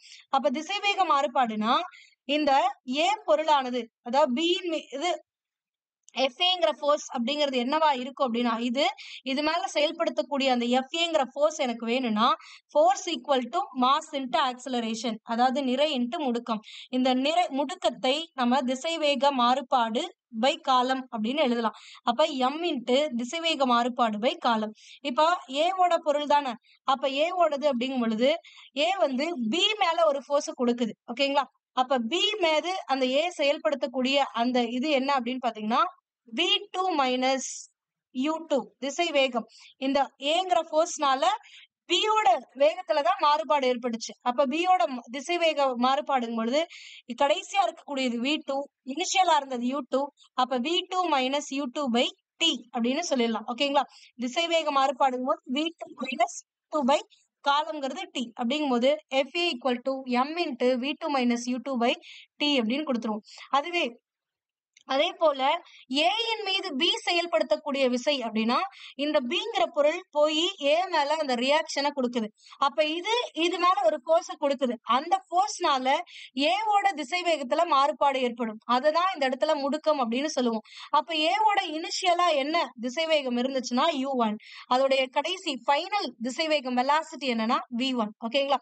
அப்போ FB ஃபோர்ஸ் B அப்படிங்கிறதுனால எதுல முடுக்கம் அடையும் அப்படின்னா, பொருள் A மீதுதான் முடுக்கம் அடையும். அப்ப A உடைய திசை வேகத்தை இங்க போட்டுக்குவாங்க. அதே இதுதான் மாஸ் இன்ட்டு திசைவேக மாற்றம் அப்படிங்கும் பொழுது V1 minus U1 by T. ஓகேங்களா? அப்ப இது செகண்ட் லா. அடுத்தது நியூட்டனுடைய தேர்ட் லா படி A யின் மீது செயல்படும் விசையானது B யின் மீது செயல்படும் எதிர் விசைக்கு சமம் அப்படின்னும். ஏன்னா ஒவ்வொரு விசையும் அதற்கு சமமான விசையை தான் எதிர் திசையில வந்து அது பொருள் மேல கொடுக்கும்னு. அப்போ விசையும் எதிர் விசையும் சமம் அப்படிங்கறதா. அப்போ இங்க கொடுத்தது விசை அப்படிங்கிறது BFB equal to minus FA அப்படின்றலாம். A மேல ஆக்ட் ஆக, அதாவது Aங்கிற ஒரு ஃபோர்ஸ் கொடுத்துச்சு. அதுக்கு எதிர் விசையா வந்து FB கிடைச்சிச்சு. ஓகேங்களா? சோ இப்போ இந்த FBயோட வேல்யூவும் தெரியும். அதாவது ஏதாவது ஒண்ணு நெகட்டிவா எடுத்துக்கோங்க. அதுதான். இதுல வந்து விசைய எடுத்துக்கணும், எதிர் விசை அப்படின்லாம் இல்ல. நீங்க எதையாவது ஒண்ணு எடுத்துக்கோங்க. கரெக்ட்டா தான் இருக்கும். சோ இத சிம்ப்ளிஃபை பண்ணும்பொழுது உங்களுக்கு என்ன ஆகுது அப்படின்னா, FBயோட வேல்யூ என்ன? M1 V1 U1 by T ன்னு இருக்கா? which is equal to FA ஓட வேல்யூ என்ன? M2 V2 minus U2 by T ன்னு இருக்கா? இந்த டைமுக்கு இந்த டைம் கேன்சல் ஆயிடும். ஏன்னா இந்த Tங்கிறது இங்க போயிடுச்சு அப்படின்னா கேன்சல் ஆயிடும். இப்ப மீதி இருக்கிறத அப்படியே எலாபரேட் பண்ணி எழுதுங்க. அவ்வளவுதான். M1 V1 இது அப்படியே இப்படி minus M1 U1 which is equal to என்ன வரும்? M2 V2 minus M2 U2 அப்படின்னு வரும். U எல்லாம் ஒரு சைடு கொண்டு வந்துருங்க. V எல்லாம் ஒரு சைடு கொண்டு வந்துருங்க. ஓகேங்களா? சோ இப்போ இங்க இது எதிர் விசை அப்படிங்கிறதுனால மைனஸ் போடணும். அதனால இங்க அவுட்டர்ல மைனஸ் இருக்கும். ஓகேங்களா? அப்ப M1 V1 நான் இங்க கீழே எழுதுறேன். இது எப்படி எழுதலாம்? எடுத்துக்கோங்க. M1 V1 minus M1 U1 which is equal to இந்த மைனஸ் உள்ள சப்ஸ்டிடியூட் ஆகும்போது minus M2 V2 plus M2 U2 அப்படின்னு மாறிடும். ஓகேங்களா? U வேல்யூ எல்லாம் ஒரு சைட், V வேல்யூ எல்லாம் ஒரு சைட். அப்ப M1 V1 இந்த மைனஸ்ல இருக்க U வேல்யூ இந்த சைடு போகும்போது பிளஸ் ஆயிடும். இந்த மைனஸ்ல இருக்க V வேல்யூ இந்த சைடு வரும்போது பிளஸ் ஆயிடும். அப்ப M2 V2 which is equal to M1 U1 plus இங்க இருக்க M2 U2 அவ்வளவுதான். ஓகேங்களா? சோ அப்ப இதுல இருந்து என்ன தெரியுது அப்படின்னா, வெளி விசையின் தாக்கம் ஏதும் இல்லாத பொழுது, அதாவது புற விசைகள் எதுவும் ஆக்ட் ஆகாம அந்த 2 பொருளே கொலாய்ட் ஆகி மறுபடியும் இதாயிடுச்சு அப்படின்னா, அதாவது எக்ஸ்டர்னலா வேற எந்த ஃபோர்ஸஸும் இருக்கக்கூடாது. மோதலுக்கு பின் உள்ள மொத்த உந்த மதிப்பு மோதலுக்கு முன்னுள்ள மொத்த உந்த மதிப்பிற்கு சமம் அப்படின்றாங்க. ஏன்னா இந்த பொருளுடைய உந்தம் அப்படின்னா மாஸ் இன்டு திசைவேகம் என்னது U1. அடுத்தது இதோட இது M2 U2ன்னு இருந்திருக்கும். அப்ப பொருளுக்கு அப்புறமும் M1 V1 M2 V2 அப்படின்னு மாறிடுது. அப்போ முன்னாடி இருந்த உந்தமும் இப்போ கொலிஷனுக்கு அப்புறம் அது கொலாய்டு ஆனதுக்கு அப்புறம் வரக்கூடிய உந்தமும் சமமாக இருக்கிறது அப்படின்றாங்க. இதுதான் வந்து உந்த அழிவின்மை விதி. உங்களுக்கு இங்க புரிஞ்சுல? ஃபர்ஸ்ட் பொருளுடைய நிறை M1, ஃபர்ஸ்ட் உடைய திசைவேகம் கடைசியா ஃபைனலா எவ்வளவு இருக்கும்னா V1. செகண்ட் பொருளுடைய நிறை செகண்ட் பொருளுடைய திசைவேகம். அப்ப இது வந்து முதல் பொருளுடைய உந்தம் கடைசியா, செகண்ட் பொருளுடைய உந்தம் இது. அப்ப மொத்த உந்தம் இதுவும் இதுவும் சமமா இருக்கும் அப்படின்றாங்க. இததான் வந்து உந்த மாறுபாடு அதாவது உந்த மாறிலி அப்படின்னு சொல்லக்கூடியது. இதெல்லாம் உந்த அழிவின்மை விதின்னு சொல்லுவாங்க. இது பொருளின் மீது செயல்படும் மொத்த உந்தம் ஒரு மாறிலி என்ற நேர்கோட்டு உந்த அழிவின்மை விதியை நிரூபிக்கிறது. அதாவது மாறிலினா கான்ஸ்டன்ட், முன்னாடி பின்னாடி சேமா இருக்கும். இங்க ஈக்குவல் அப்படிங்கிறது இருக்கா? சோ அப்ப முன்னாடி இருக்கக்கூடிய உந்தம் இதெல்லாம், அப்ப பின்னாடி இருக்கக்கூடிய உந்தம் இது. அப்போ முன்னாடி இருந்த உந்தமும் பின்னாடி இருக்க உந்தமும் சமம் அப்படின்னு வந்துருச்சு. சோ அப்ப எந்த ஒரு வெளிப்புற விசையும் செயல்படாத பொழுது ஒரு அமைப்பில் இருக்கக்கூடிய மொத்த உந்தம் எப்பொழுதும் மாறாது. ஓகேங்களா? அந்த இந்த 2 பொருளும் ஒரு அமைப்புல இருக்கு. சோ இது ஒரு கொலிஷனுக்கு ஆகுது. ஆனதுக்கு அப்புறமா அதோட உந்தத்துல மாறுபாடு வருதான்னு பாத்தீங்கன்னா, முன்னாடி எவ்வளவு இருந்துச்சோ அதேதான் ஈக்குவலா இருக்கும். சோ இதை எக்ஸ்பிளைன் பண்ணக்கூடியதுதான் இந்த உந்த அழிவின்மை விதி. புரிஞ்சதுங்களா? சோ இதுதான் வந்து இந்த இதுல கொடுத்திருக்கக்கூடியது. அடுத்து நம்ம பார்க்கக்கூடியது என்ன அப்படின்னு பாத்தீங்கன்னா, இந்த ராக்கெட் ஏவுதல்ல இருக்கக்கூடிய அந்த மெக்கானிசம், ஈர்ப்பியல் விதிகள், நிறை மற்றும் எடை, இந்த தோற்ற எடை வந்து கொஞ்சம் லாங்கா போகும். சோ அதனால இது எல்லாமே அடுத்த பகுதியில இது பிளஸ் இந்த புக் பேக் கொஸ்டின்ஸ்க்கான ஆன்சர்ஸ் எல்லாத்தையுமே பார்க்கலாம். ஓகேங்களா? சோ இதுக்கு முன்னாடியுமே இந்த லெசன்க்கான கான்செப்ட் இருக்கு. சோ அதுக்கான வீடியோ கிளாஸஸ் உங்களுக்கு நான் டிஸ்கிரிப்ஷன்ல கொடுத்திருக்கேன். செக் பண்ணிக்கோங்க. இதுக்கு அடுத்து இருக்கக்கூடிய பேஜஸ், அதாவது ரிமைனிங் இருக்க போர்ஷன்ஸ் எல்லாமே நம்ம அடுத்த வகுப்புல பார்க்கலாம்.